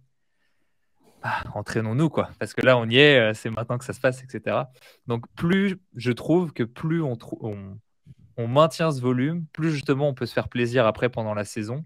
Parce que c'est très bien de pouvoir s'entraîner. C'est un peu comme les gens qui partent une semaine en vacances et qui me disent « Oh, je pars en vacances, charge-moi ». Je pense, mec, c'est pas parce que tu t'entraînes 10 heures dans la semaine et que là, tu es en vacances que je vais te mettre 25, en fait. Tu vois ce que je veux dire? Et pareil pour les stages. J'ai organisé un stage l'année dernière et là, pour le coup, je suis le premier coupable où quand tu fais ta planification pour les gens, tu vas leur prescrire un volume assez cohérent avec ce qu'ils font d'habitude. Peut-être que tu vas faire peut-être un plus 25%, quelque chose comme ça. Mais une fois qu'ils sont sur place, c'est des gens qui ont aussi envie de vivre l'expérience j'ai envie de m'y mettre et j'ai envie de faire comme les professionnels, j'ai envie de m'envoyer 30 heures dans la semaine. J'en ai rien à foutre si ça fait 300% de mon volume hebdo. J'ai envie de le faire, quoi. Et quelque part, je peux l'entendre. Donc, pour moi, c'est ça ce que j'aurais envie de dire aux gens, c'est essayer de faire en sorte de lisser votre volume ou essayer de le faire descendre un peu moins bas que ce que vous auriez pu faire. Et évidemment, je pense que ça doit remonter à un moment, surtout quand on fait du long. Mais voilà, c'est assez ça. Ouais, super. Je pense que c'est un point important à mettre en avant parce que, comme tu l'as dit, cette régularité au niveau du volume d'entraînement, elle va nous permettre, le cas échéant, d'aller peut-être faire un petit peu plus et de bien l'absorber. Et ça, je suis en train de creuser un petit peu le sujet sur justement la quantification de la charge, alors dans un contexte différent pour le CrossFit, mais simplement en utilisant quelque chose d'assez simple comme un RPE de séance et les minutes avec, tu as ensuite ta charge d'entraînement et tu peux ensuite faire une moyenne courante, je ne sais même pas comment on appelle ça en français, mais en gros, tu peux regarder la charge moyenne que tu as sur 7 jours par rapport à la charge moyenne que tu avais sur les derniers 28 jours et ça te donne un indice de est-ce que tu es bon, est-ce que tu es dans le vert dans ce 0,8 à 1,3 par rapport à ce ratio de stress instantané ou ce stress Chronique et aigu. Chronique aiguë, merci, je trouve jamais le mot en français. Acute versus chronic, donc aigu versus chronique. C'est WR. Ouais, c'est dur. C'est ça, c'est WR. Et ensuite, regardez comment ça fonctionne. Et je pense que c'est un point peut-être auquel les gens ne pensent pas nécessairement. Ils disent, je vais m'entraîner, je vais suivre ce qu'il y a sur le papier, mais ils ne vont pas penser à combien ils s'entraînent aujourd'hui, combien ils se sont entraînés la semaine dernière, le mois dernier. Et c'est un bon point, à mon avis, à en mettre en avant, Tristan. Surtout qu'on a parlé tout à l'heure de durabilité. Et moi, je modélise assez ça dans le sens où, dans les sports, parce que là, on parle majoritairement de triathlon longue distance, parce que c'est aussi ce qui nous plaît en tant qu'entraîneur, là, tous les trois majoritairement. La durabilité, c'est aussi quelque chose qui se travaille dans le temps. Et quelqu'un qui va être dans sa première année et quelqu'un qui va être dans sa 10e année, bah, intrinsèquement, même à volume d'entraînement égal, potentiellement celui qui s'entraîne 10 ans, bah, il aura une durabilité un petit peu supérieure. Tout à l'heure, Caroline, tu as pris l'exemple d'un entraînement où tu disais, bah, si je donne 95% à 105%, ceux qui vont avoir une moins bonne durabilité vont avoir tendance à commencer trop haut et à finir trop bas. Ça, typiquement, on pourrait aussi faire un parallèle. Alors, je ne sais pas si le cas dont tu parlais, c'est ça, mais ce comportement-là, c'est aussi un comportement de débutant où à la fois ils vont avoir une durabilité plus faible parce qu'ils viennent de débuter et parce qu'ils ont peu d'années de pratique, ou alors ils ont une pratique très disparate sur les dernières années, et à la fois parce qu'ils ne savent pas gérer leur allure. Donc c'est assez intéressant de voir que sur ces genres de pratiques-là, l'entraînement sur le long terme continu a un rôle à jouer de mon point de vue. Génial. Rémi? Ils ont tout dit. Non, non. Éviter les flocons. L'intensité, je suis d'accord. Mais... Il reste des trucs. Hein. Ouais. On va faire un truc qui est pas trop data centré, on va dire, mais bizarrement, maintenant que j'ai changé d'environnement et que je vois aussi ce qui se passe sur le ski, je pense que l'adhérence est peut-être changée, en fait, variée. Pas forcément d'un point de vue purement physiologique, mais d'être capable de laisser l'athlète aussi adhérer au truc, parce qu'on sait que dès qu'on s'investit, et surtout dans le triathlon, parce que ça consomme pas mal de temps, se dire, OK, là, on va quand même développer un petit peu potentiellement les points faibles et tu vas continuer à avoir un haut volume, mais je vais te laisser aussi faire un peu ce que tu veux, etc. Comme ça, au moins, je capitalise sur l'adhérence de l'athlète. Et dès qu'on va revenir, en plus, j'aurai l'avantage potentiellement d'un effet cross-training sur un volume qui était assez élevé. Et au moins, je vais avoir cette adhérence-là pour être certain que dans l'entraînement, il soit hyper investi. Parce que j'ai fait un peu cette erreur en me disant allez, bah, je vais directement hors saison un peu programmer ce qui va se passer et puis faire une belle logique inversée avec des blocs. Ici, tu vas faire ton gros bloc intense, etc. Puis là, on va faire quelque chose d'inversé et tout. Mais en fait, même, je trouve nerveusement, je préfère vraiment capitaliser parce que j'ai trouvé que, surtout en triathlon, c'était assez drainant. Donc, pour faire un truc qui n'est pas data-centré, pour le coup, l'adhérence et laisser aussi l'athlète un peu libre, c'est ce que je ferai en hors saison.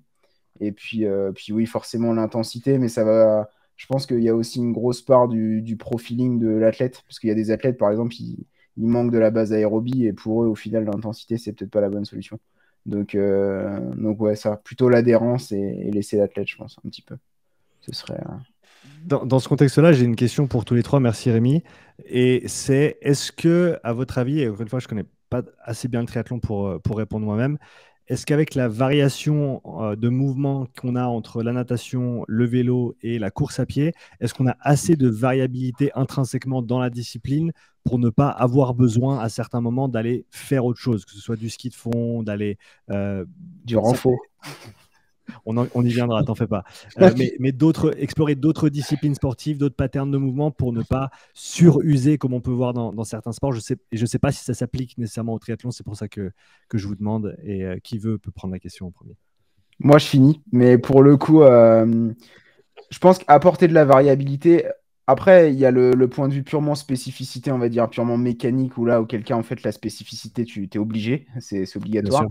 Mais après, d'un point de vue physio, après moi, bon, pour le coup, j'ai la chance d'être en montagne, mais si tu fais quelque chose encore entier comme du ski de fond ou si tu fais du ski de randonnée, etc., où tu as quand même des grosses composantes cardiovasculaires, même ventilatoires, etc., potentiellement, même si la spécificité mécanique, elle n'est pas bonne, tu sais que tu vas avoir un transfert sur les qualités énergétiques et même pour le coup sur la notion de durabilité, si la personne, elle sort et elle va se faire plaisir dehors. Donc, Je pense que ce sera jamais supérieur à faire du triathlon toute l'année, si on mettait le mental de côté en tout cas.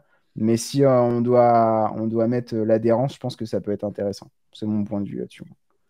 Super. Ouais, je te rejoins et je pense que c'est vachement dépendant de là où tu habites. Ouais, bah ça, c'est pour ça que je nuance. Ouais. Non, mais c'est pour ça que je reviens sur ce que tu dis, parce que c'est vrai que j'ai des triathlètes et des trailers à la montagne, et ben l'hiver, ils font du ski de fond, Mm. et je les mets certainement pas sur un vélo de route, et c'est très bien qu'ils aillent faire du ski de fond, et ils s'éclatent à faire du ski de fond, et en plus, ça fait progresser. Quand tu vois les skieurs en vélo, ils sont quand même pas mauvais, quoi.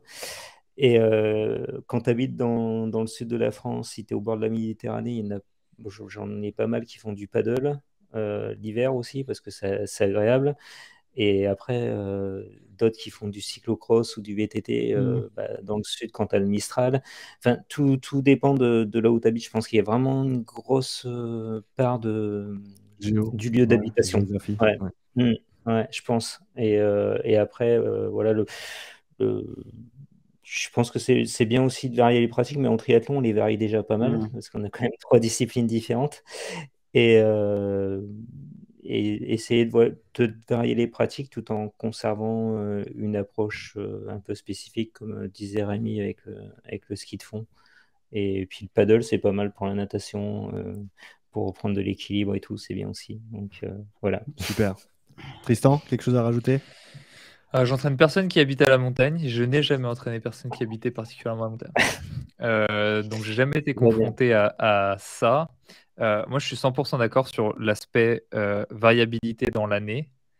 Et cette variabilité, je peux donner 2 exemples aux gens de la manière dont je vais l'appliquer. C'est soit sur des thèmes de travail, de séances, etc., qui peut varier par rapport à quand ils vont être un peu plus en saison. Soit ça va être de la variation qui va pouvoir apporter quelque chose au profil de l'athlète, en fonction de ses points forts, en fonction de ses points faibles. Soit parfois ça n'a genre aucune autre utilité que juste permettre l'adhérence à la personne.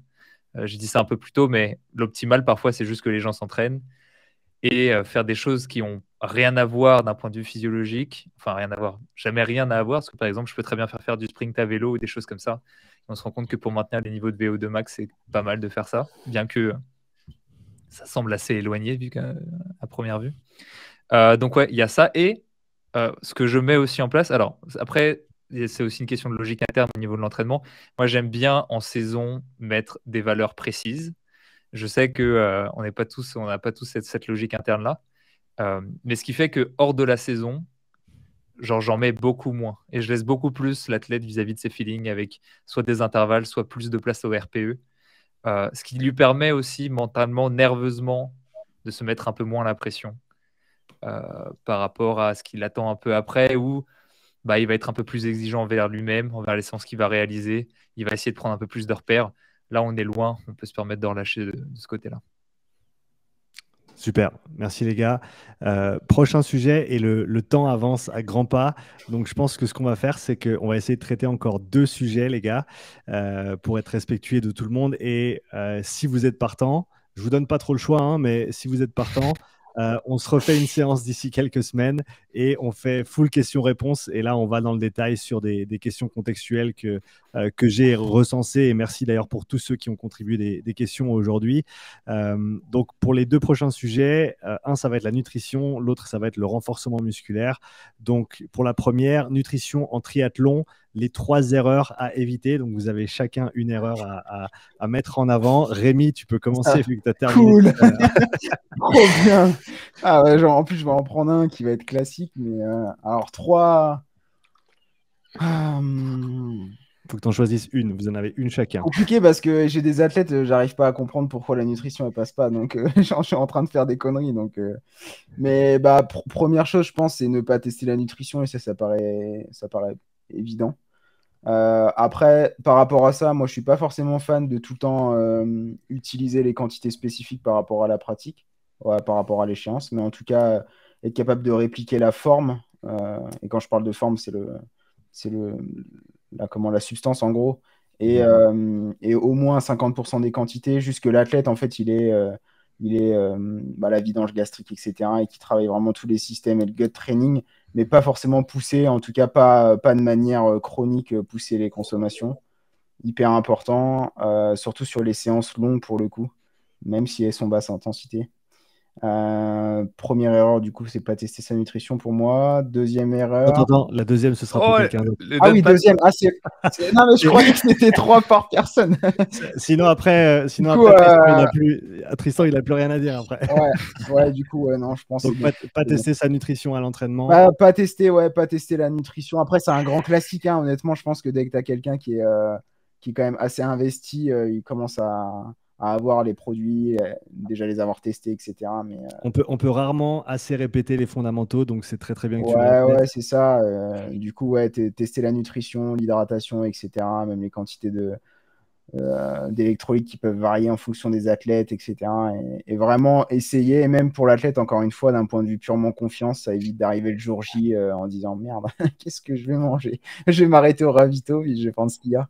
Non, mais voilà, et essayer d'avoir un cadre par rapport à ça. Pas d'être forcément hyper strict à chaque séance, mais puis même par rapport à la flexibilité métabolique, mais voilà, et être certain que la stratégie nutritionnelle du jour J, elle soit maîtrisée, quoi. Super. Merci Rémi. Clair et C'est précis. Cameron Worth qui avait une anecdote assez marrante. Il disait, moi, je m'entraîne jamais en nutrition parce que quand j'étais jeune, jusqu'à mes 16 ans, je devais manger un paquet de bonbons. Et du coup, maintenant, je suis immunisé au sucre. Je peux prendre 120 grammes par heure.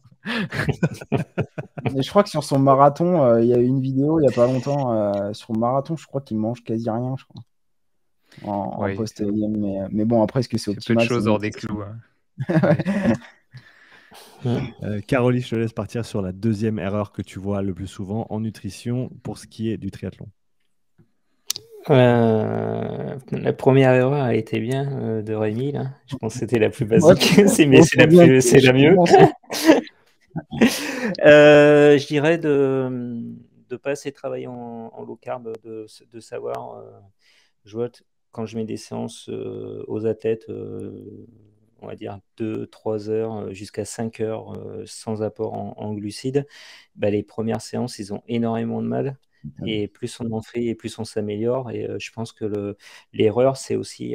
On parle beaucoup actuellement de high carb. Donc c'est vrai que plus tu arrives à ingérer des glucides à l'effort et plus tu es performant. Donc ça, c'est indéniable, on va dire.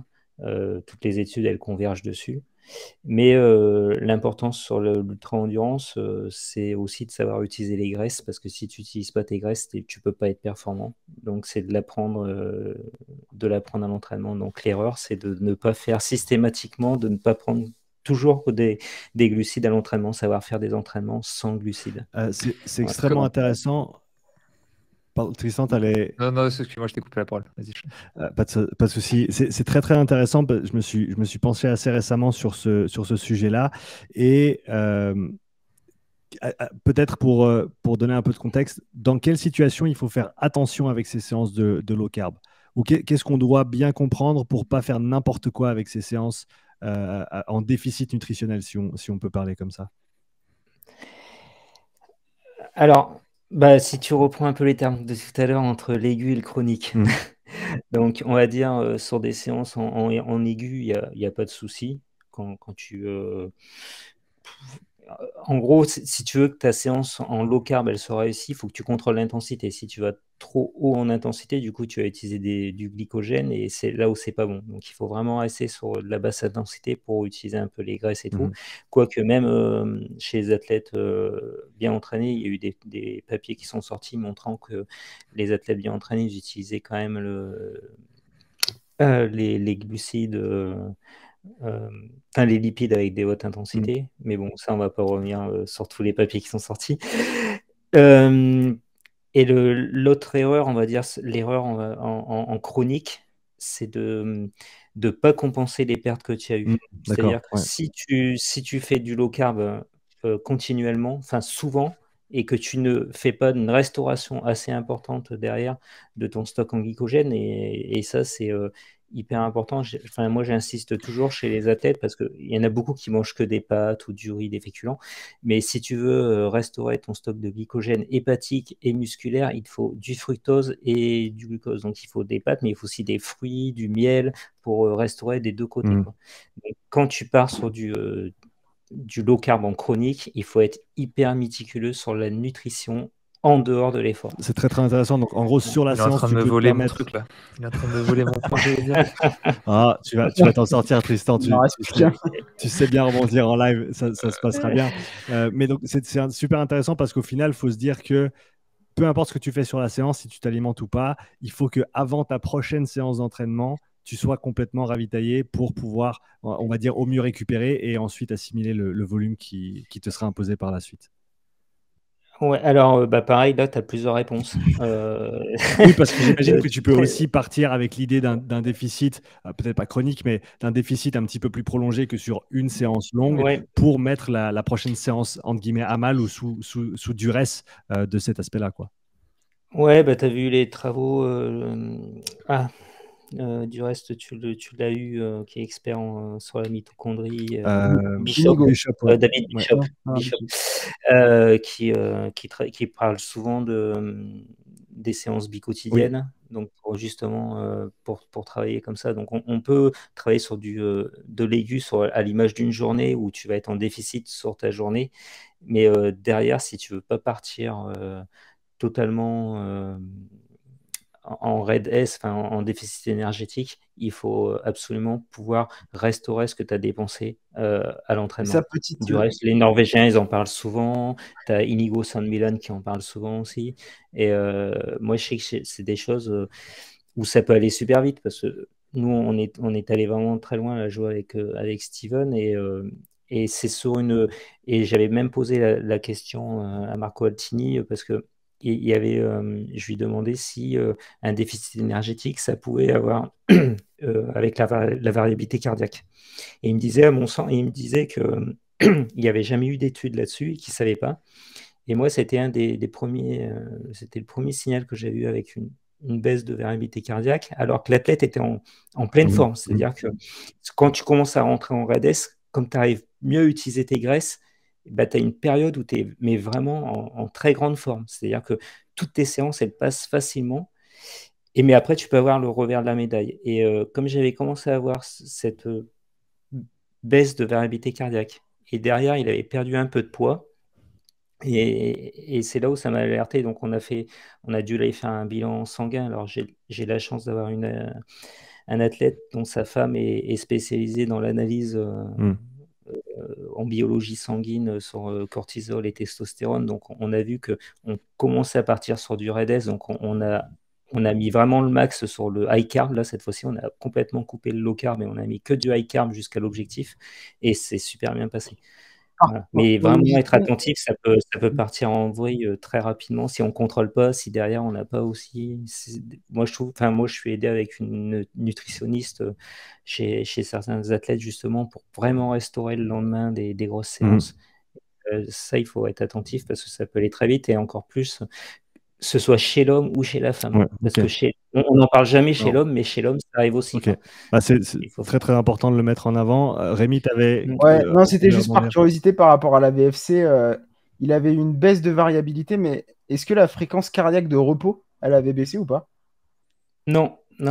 C'était le RMSD qui avait eu un petit changement, mais l'état de forme, tu vois, moi, toutes les séances des athlètes, je mets dans une base de données la fréquence cardiaque par rapport à l'intensité, par rapport à la durée. Et toutes ces réponses à l'entraînement, ils étaient super bonnes. Il n'y avait pas de baisse de fréquence cardiaque par rapport à l'intensité, donc il n'était pas. Il y avait juste eu cette baisse du RMSSD qui pouvait être un signal alarmant et surtout la perte de poids. Et c'est là où j'ai commencé à faire le bilan sanguin. J'avais déjà vu avec des athlètes des baisses de masse corporelle.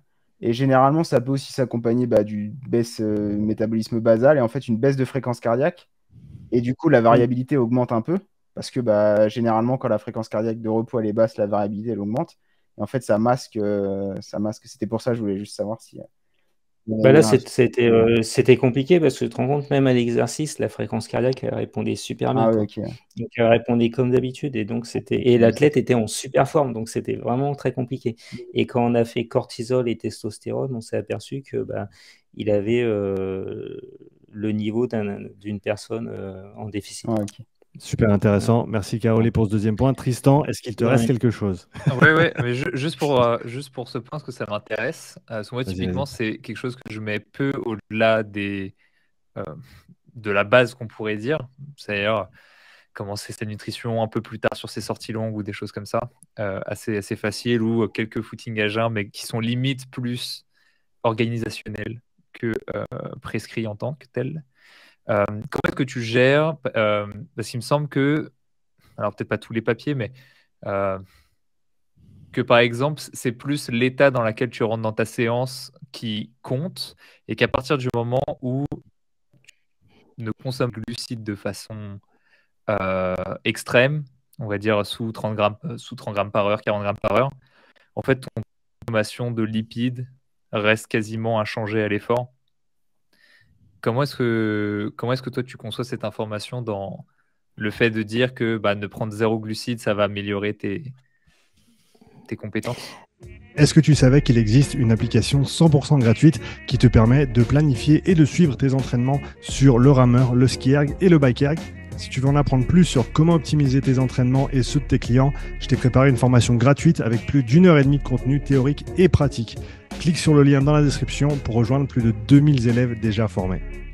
Alors, on va dire que là, je te parle vraiment de manière empirique Ok. pour l'avoir testé avec les athlètes et avoir vu que c'était vraiment une des composantes qui permettait de les améliorer sur longue distance. Et à un moment, l'entraînement, c'est comme tout, ça bouge tout le temps. À un moment, j'étais vraiment axé high carb, 90, 120 grammes par heure. Et je l'utilise encore, mais j'utilise beaucoup plus le low carb. Et ça a vraiment des vertus. Et là, j'ai encore pu le voir sur des Ironman, quand les athlètes, il y en a qui peuvent perdre leur ravitaillement. Et tu te rends compte que quand tu l'as vécu à l'entraînement, du coup, en compétition, tu arrives à y faire face. Et c'est tout ce vécu à chaque fois qui est important d'avoir pour l'athlète et d'avoir optimisé cette flexibilité métabolique. Alors, moi, la flexibilité métabolique, ça fait 1 an et demi vraiment que je m'y intéresse énormément avec les travaux d'Inigo San Milan, où il en a énormément parlé, et que j'ai trouvé ça super intéressant. Et là, tu as Dan Close qui travaille vachement dessus avec Monder et tout. Et, tu te rends compte que ouais, sur Ironman, c'est bien d'avoir les deux, d'avoir ces deux composantes-là, que ce soit et les graisses, les acides gras libres et le glucose.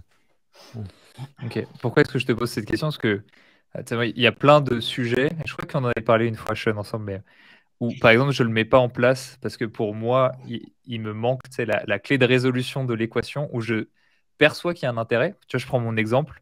Quand je suis Mm. en phase très intensive d'entraînement et que je suis quasiment au top de ma forme, si je ne fais jamais au moins le minimum vis-à-vis de ça, je tombe extrêmement vite en j'ai plus le Hypoglycémie. terme. Hypoglycémie à l'effort. Ouais, c'est-à-dire que vraiment sur un footing de 40 minutes, si j'ai pas mangé genre dans l'heure qui a précédé ou si j'ai pas pris un truc sucré avant, genre je peux tomber en hypoglycémie juste parce que je m'entraîne 20-25 heures, etc., etc. Et justement, c'est intéressant de voir que pour moi, je perçois l'intérêt. Je suis sûr qu'empiriquement, il y en a un. Mais pour l'instant, tu sais, il y a trop de discours qui me Après, disent ah, putain, c'est pas censé ouais. fonctionner en pratique, et pourtant en pratique on sent bien que ça peut servir, quoi. Bon, si t'écoutes Donc c'est Paul pour ça que Gogard, je te posais la question. Voilà. si- Tim Paul Gallagher, par exemple, Je lui, il est pense. contre, et ah il dit oui, et Paul typiquement Gogard, les études elles montrent que quand tu t'entraînes plus de 12 heures par semaine, le volume et la fréquence d'entraînement fait que en fait tu n'aurais pas besoin de faire ça et que c'est juste un facteur complexifiant de l'entraînement. Enfin bref, donc c'est pour ça que je te posais la question. Après, ouais. Bah après, quand tu regardes à l'inverse, si tu regardes Dan Plews avec Monder et tout, ils prouvent l'inverse, et par contre, eux, ils le prouvent sur le terrain. C'est-à-dire que tu prends Chelsea Ah bah, tu vois, Sodaro, typiquement, c'est pas le bon exemple pour moi. ouais. Elle est en mixte, hein. Elle est pas en Oui, high oui. carb, elle est pas à 100 Mais ce que je veux grammes dire par par là, heure. c'est que tu vois, si tu Ouais. regardes son étude, je l'avais regardé quand j'étais à Saint-Georges juste après sa victoire à Kona. Et tu vois, typiquement, Mm. je dis pas que sa démarche fonctionne pas, et je dis pas que parce que les résultats sont là parfois. Euh, mais, Souvent. mais ouais, Sam Long depuis. Enfin bref, oui, je suis d'accord, mais. Non, non, non, non, là tu prends Sam Long, il est resté même pas un mois Ah avec, ouais, hein. ok. Mais si tu prends Dan, rien que Dan, les résultats qu'il fait, ils sont juste énormes pour un groupe Oui, d'âge, c'est quoi. sûr. Mais tout ça pour dire que Et sur son étude, tu vois, mm, typiquement, quand il prend l'exemple de Chelsea Sodaro, il prend son exemple en post-maternité et là où elle est. Et tu vois, c'est très mm, difficile parce que enfin, quand tu compares une courbe de débutant et une courbe d'expérimenté, tu vas avoir un décalage des consommations de graisse inhérent à l'entraînement et à tes mm, capacités aérobie. Et au-delà de ça, il coupe la courbe à genre, je te dis n'importe quoi, 100 watts pour une femme désentraînée. Et il dit, elle est incapable de consommer des graisses. Alors que ça, tu pourrais partir du principe que pour beaucoup de gens, tu pourrais quasiment faire commencer tes tests à 50 watts. Et en fait, et tu verrais les mêmes courbes, mais quasiment décalées. Et que tu as beaucoup de tests où ça mm. disparaît parce qu'en fait, tu commences déjà trop intensément. Comme Euh, tu peux le voir clairement sur le papier de Inigo San Milan, justement sur les réactions de lactatémie et d'oxydation des graisses dans différentes populations, cyclistes élites, personnes entraînées et personnes sédentaires souffrant de syndrome métabolique. Et il y a exactement ce dont tu parles là, Tristan. Il y a un graphique qui est extrêmement clair où les trois courbes de lactate sont superimposées, les trois courbes d'oxydation des graisses sont superimposées. Et celle de la personne sédentaire, syndrome métabolique, ben, elle commence trop haut en fait. Et donc oui, il aurait fallu commencer plus bas pour voir exactement ce qui se passe. et du coup, tu vois, je trouve que sur son article qui est intéressant, c'est ça le dessert, parce que quand tu vois certains biais argumentaires, je suis en mode, ça me donne pas envie de te croire, alors que pourtant les résultats Mm. sont là. Oui, après, je pense que c'est à tester. Et alors, m- moi, enfin, perso, pour l'utiliser depuis pas mal de temps, enfin, j'ai pu voir vraiment des améliorations chez les athlètes. Et pourtant, je te dis, je suis vraiment axé high carb normalement. Et enfin, ouais, j'ai même eu des athlètes qui sont montés jusqu'à 150 grammes par heure. Mais après, sur le low carb, c'est comme je disais tout à l'heure, c'est ce qu'il faut faire attention, c'est pas le low carb par lui-même, c'est vraiment ton stock de glycogène que tu as restauré en amont ou en aval. Et peut-être que toi, ton footing de 40 minutes, quand tu commences à avoir un souci avec une hypoglycémie, c'est peut-être parce que la veille, tu t'es entraîné et que tu n'as pas restauré assez ton stock de glycogène. Et souvent, ça passe par là, quoi. Mm, mm, mm. Il faut regarder ce qui a été fait en amont de l'entraînement pour voir ce qui s'est vraiment passé, quoi. Et après, si vraiment tu as restauré, bah, c'est peut-être que du coup, ton organisme, soit il n'est pas encore assez performant pour utiliser les graisses, ou après, ça peut être aussi bah, pareil quand tu pars sur du syndrome enfin, de déficit énergétique, tu peux avoir aussi cet axe-là. Le surentraînement aussi le montre. Le surentraînement, il montre que tu peux avoir des problèmes d'hypoglycémie à l'effort. Donc, il peut y avoir plein de choses. Mm, Et mm. il faut tout dresser. Et généralement, enfin, de ce que j'ai appris, moi, c'est qu'il n'y a jamais un seul élément isolé qui explique quelque chose. C'est plusieurs éléments ensemble, en interaction, qui font qu'on trouve la raison, enfin, l'explication à quelque chose, comme une hypoglycémie. Pourquoi une hypoglycémie sur un footing de 40 minutes? Parce que normalement, tu ne devrais pas en faire, quoi. Mm. Voilà. Bah, sinon, ouais, mal barré pour l'Ironman, quoi. C'est vrai Ouais. que déjà, les 1 heure dans l'eau, si tu fais une hypo au bout de 30 minutes, tu sais que la journée va être longue. Ah oui, la journée est très longue. Mais C'est clair. du coup, mon point à moi, pour terminer la question de Sean, ça va compléter du coup le point de Carolie, où moi, je vais plus mettre l'accent sur tout ce qui va être haute intensité. Et je vais coupler avec, il disait, l'important, c'est de reprendre les réserves, etc.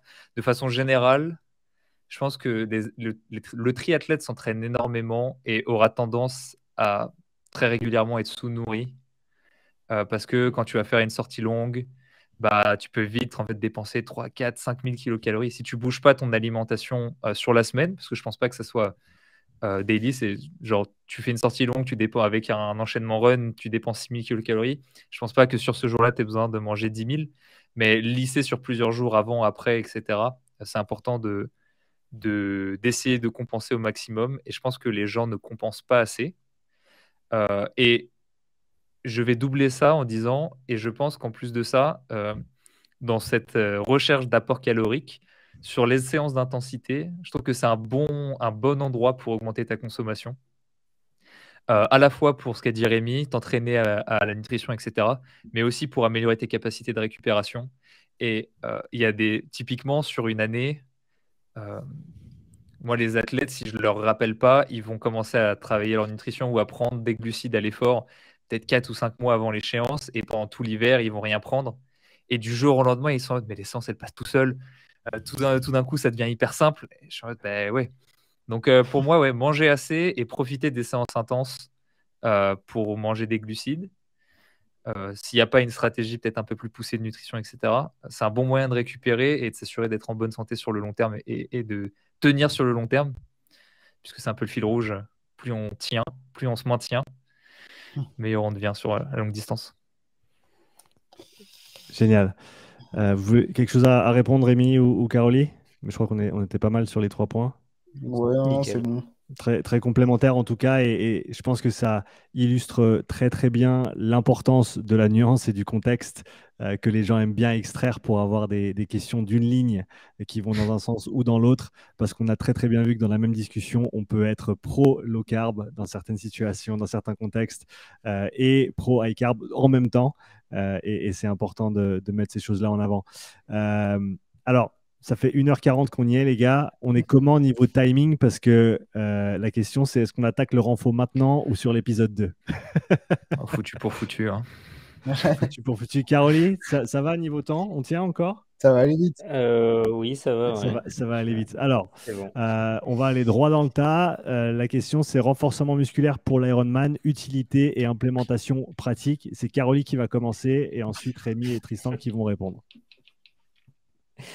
Ok. Il n'y a pas de mauvaise réponse. Alors, non, Non. c'est, on va dire, pour moi, enfin, ça peut être utile. Alors, ça dépend ce que tu entends par renforcement. Tout Travail ce avec qui charge est... externe, que ce soit des squats, des fentes, alors bas du corps, ça peut être haut du corps aussi, ça peut être du travail général. Tout ce qui sort du cadre swim, bike, run. Ouais, moi, alors, j'utilise plus, on va dire, poids de corps, prophylaxie, corde à sauter, abdos, Mhm. gainage, enfin, voilà, parce que le triathlon, c'est tellement chronophage que pour trouver du temps pour aller dans une salle de musculation, c'est hyper compliqué. Et si tu veux vraiment bien le faire, enfin, moi, chez des athlètes amateurs, je dis toujours que la séance de musculation, elle doit être en complément du travail aérobie, elle ne doit pas remplacer une séance aérobie. Et bah, c'est compliqué quand tu travailles à côté de réussir à faire les Mhm. deux. Donc, je suis pas contre le renforcement, je suis pour le renforcement quand on a le temps de le faire. Par contre, c'est important de conserver cette routine. Bah, par exemple, la corde à sauter, je demande aux athlètes d'en faire plusieurs fois par semaine parce que je trouve qu'au niveau prophylaxie, ça aide vraiment bien pour prévenir les blessures. Et tous les exercices, que ce soit le gainage et les abdos, ça j'utilise. Et j'utilise beaucoup Mackenzie aussi, surtout parce qu'après le vélo, donc le protocole de Mackenzie où on est en courbure inverse de la colonne vertébrale, après le vélo, c'est hyper important pour redonner de l'amplitude justement à cette colonne vertébrale quand on est resté assis, voire même si la personne elle travaille toute la journée Mhm. assise.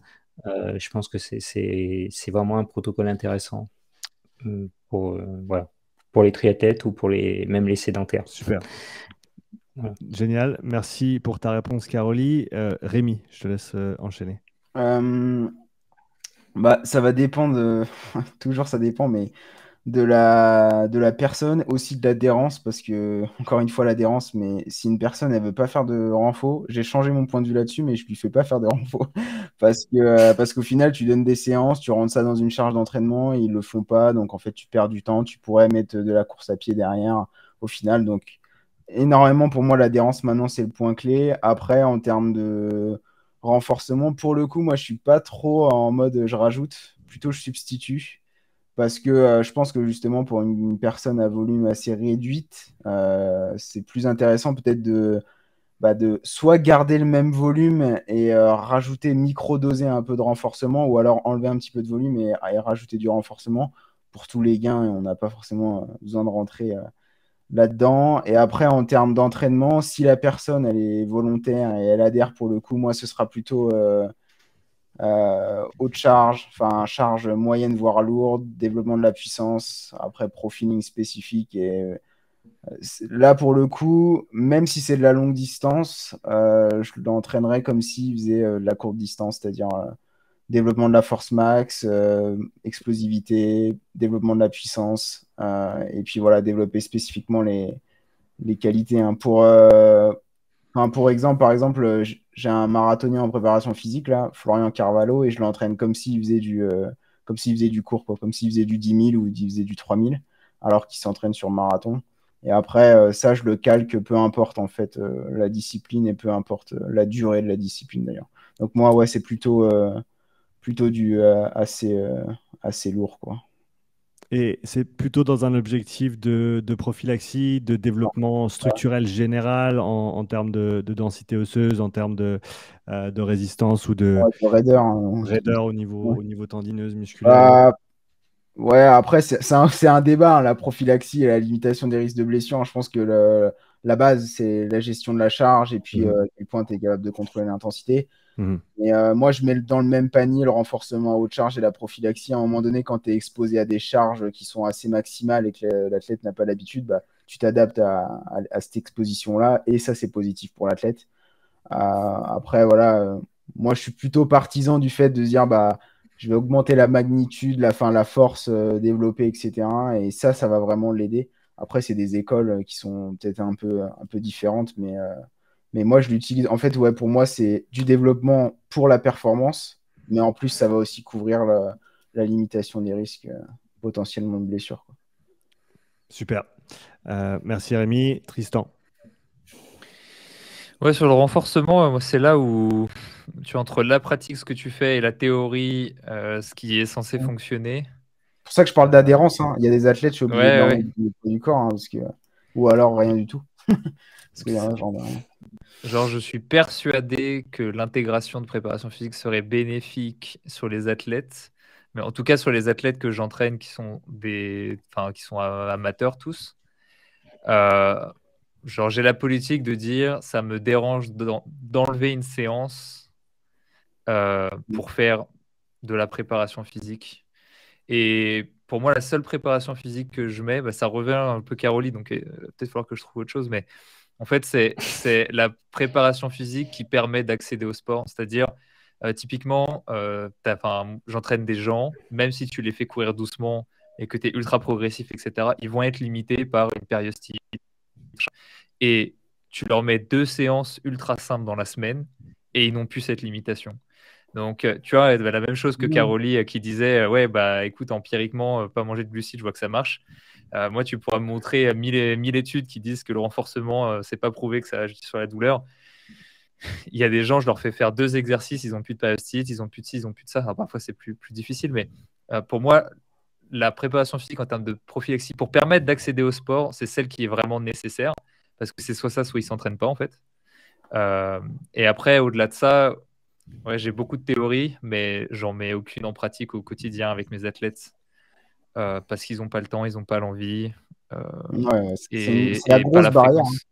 hein. Ouais. Ouais. Donc on pourrait presque dire, parce que, et ça ressort dans vos trois discours, il y a une énorme barrière culturelle, alors temporelle également au niveau de la gestion de sa semaine et à quoi on alloue nos heures d'entraînement, mais il y a également cette barrière culturelle dans la discipline où, en gros, il semblerait que la plupart des personnes ne soient pas intéressées par ce genre de travail ou n'aient pas envie de prendre le temps de le faire, même s'ils pouvaient le faire. Bah déjà, tu as beaucoup chez les triathlètes, ils sont habitués à faire des sports outdoor et ils n'ont pas envie d'aller s'enfermer dans une salle de sport. Déjà qu'ils ont du mal à aller s'enfermer dans une piscine, généralement, les triathlètes.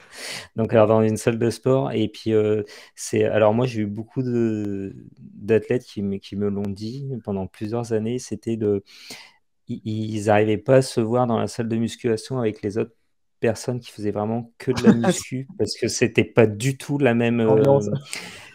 Ouais, la même philosophie, voilà, enfin, j'ai rien contre ceux qui font de la muscu, Sean. Mais voilà, Mais on les pour eux, déteste. c'était pas la même population.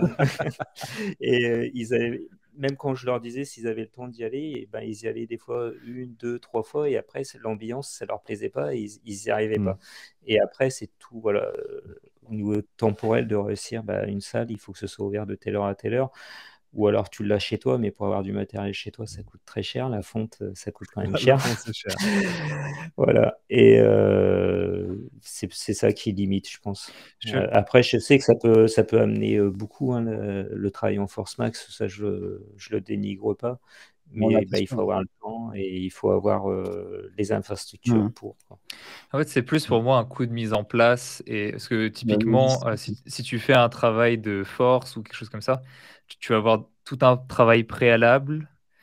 Tu vas avoir tout un travail. Alors déjà, d'incrémentation progressive des charges où la réalité, c'est que pendant plusieurs mois, si la personne n'a jamais fait de musculation, en fait, tu fais plus de la préparation athlétique Hmm. que de la préparation physique en soi. Hmm. Parce que déjà, si tu mets des charges trop lourdes, il va avoir des courbatures. Tu as rien que ça, une personne, aussi simple soit la séance, la première, elle va lui laisser des courbatures. Déjà, l'aspect mental, ça va lui prendre. Donc, si jamais en saison, elle coupe 2, 3 semaines parce que, je sais pas, elle n'a pas trouvé le temps ou quoi que ce soit, reprendre, remettre en place la progression, etc. Tu vois, c'est là où pour moi, c'est plus une question, pas de culture, mais aussi de logistique. Tu vois, j'ai une culture renforcement et quand j'ai arrêté de m'entraîner, le premier truc que j'ai fait, c'est de retourner à la salle de sport. Mais je trouvais que c'était très difficile en tant que triathlète d'avoir cette rigueur vis-à-vis du renforcement et ce genre de bénéfices. Mais à côté de ça, j'étais le premier à voir que quand je fais 20 fentes au poids du corps sur la même jambe, le lendemain, je suis courbaturé, j'étais en mode c'est cata, quoi. Il y a forcément quelque chose où le strict minimum à faire, et d'ailleurs, c'est ce que j'ai fait pendant très longtemps, juste un strict minimum où je me dis, bon, bah, au moins, je suis capable de faire 50 squats et de pouvoir marcher le lendemain. En termes de santé, il y a peut-être quelque chose là-dessus, mais qui serait même pas du renforcement, en fait. Ce serait un minimum vital Hmm. de contraintes mécaniques dans des amplitudes qui sortent du triathlon. Super. Bien répondu, les gars. Ça a bien tourné en tout cas. Et ce qui est toujours intéressant, c'est de voir la perspective des gens qui posent les questions, parce que je ne vous cache pas qu'on a eu pas mal de questions sur justement le renforcement et sa place dans le triathlon longue distance, avec les gens qui semblaient penser, Caroline, que tu étais complètement opposé à cette idée-là. Donc c'est encore une fois toujours très très important d'avoir le contexte de la conversation et tous les détails qui vont avec pour mettre ça en lumière. Alors, on va gentiment clore cette première séance de table ronde, les gars. Alors, je sais qu'on n'a malheureusement pas pu répondre à beaucoup de questions directes des personnes qui en ont posé, mais comme je l'ai dit, je vais garder ces questions bien au chaud. Et ce que je vous propose, c'est qu'on se retrouve d'ici quelques semaines pour remettre ça en place et partir sur des questions très, très contextuelles. Là où aujourd'hui, on est resté plutôt sur du global. Donc, je referai appel à vous pour ça. Ce que j'aimerais faire pour terminer, c'est que chacun vous partagiez où les gens peuvent suivre vos travaux, suivre ce que vous faites, ou puissent même vous contacter directement s'ils sont intéressés à en apprendre plus sur ce que vous avez à offrir. Rémi, je te laisse commencer. Moi, là où je suis plus actif, c'est Instagram, hein. Après, le reste, j'ai rien d'autre. Donc ouais, ou sinon remirivet.com, mais sinon Instagram, remy.rvt. Et puis c'est là où je parle, je raconte plein de trucs. Il fait des super reels, Ouais, trop des quali super et reels, tout. Rémi. Donc, Venez vous abonner. il faut aller voir son contenu, aller vous Ouais, abonner à son Insta. Le lien sera dans et la description. venez me poser des questions. Voilà, posez-lui des questions, il vous répondra mieux que ce que j'ai fait aujourd'hui. Ah, ah non. Tristan, où est-ce qu'on peut te retrouver? Sur YouTube, si les gens veulent une petite dose de motivation. Et après c'est pas mal. Et puis, ils peuvent toujours aller sur campus si jamais ils veulent s'entraîner en course à pied, avoir un petit plan d'entraînement individualisé. C'est pour eux, c'est pour là-bas que ça se passe. Super. Les liens seront pareils dans la description pour ceux qui sont intéressés à en savoir plus. Caroline, où est-ce qu'on peut te retrouver? J'ai mon site internet, la page Facebook et puis Instagram. Et sur Instagram, il y a Linktree, là, je sais plus comment on C'est appelle. ça, ouais, le Linktree. Ouais, qui recense tout, quoi. Qui recense tous tes liens et le lien sera également dans la description pour ceux qui sont intéressés. Encore une fois, pour tous ceux qui ont posé des questions, je les garde au chaud et on va les aborder. Mais je pense que c'est bien qu'on ait établi cette base avec un contexte assez large sur ces différentes perspectives qui au final se recoupent énormément pour qu'on puisse aller plus loin dans les détails. En tout cas, les gars, merci. C'était vraiment un énorme plaisir de pouvoir mettre ça en place. Merci à vous tous pour votre disponibilité et votre flexibilité parce que c'est pas facile de coordonner des trucs comme ça à 4. Et merci d'avoir dédié 2 heures de votre soirée à ce super échange. En tout cas, j'espère que les gens auront apprécié. Moi, j'ai énormément appris et énormément apprécié votre ouverture et vos partages. Donc, un grand merci à vous, les gars. Merci Sean, c'était sympa. C'est bon, tu acceptes de libérer nos familles pris en otage pour qu'on soit là? C'est bon. On avait dit 2 heures, ça fait 1h51, donc je m'inquiète. Exactement. Non, je suis suisse et j'aime bien me tenir aux heures. Je sais que j'avais dit 1h30 à Caroline, mais une fois que j'ai vu que la première réponse, elle prenait une demi-heure, je me dis, allez, ça va être foutu, on va pas y arriver. Mais je pense qu'on n'a pas trop mal fait les choses. En tout cas, voilà, merci encore à vous trois. Merci à tous ceux et celles qui ont regardé ou écouté. Vous pouvez retrouver ça en rediffusion ici sur la chaîne ou en podcast directement. Merci encore tout le monde et à tout bientôt. Ciao les gars. Bye bye. Allez, Ciao. merci. Merci d'avoir écouté cet épisode. Si tu souhaites soutenir le podcast, prends quelques instants pour laisser un témoignage écrit et 5 étoiles sur l'application Apple Podcast. Si tu veux revoir cet épisode, tu retrouveras l'enregistrement vidéo complet sur ma chaîne YouTube. Tu y trouveras également des centaines d'heures de contenu gratuit, tous mes podcasts, mes pensées du jour, mes présentations structurées et bien plus. Donc n'attends pas, abonne-toi et je te dis à tout bientôt pour le prochain épisode. Allez, ciao!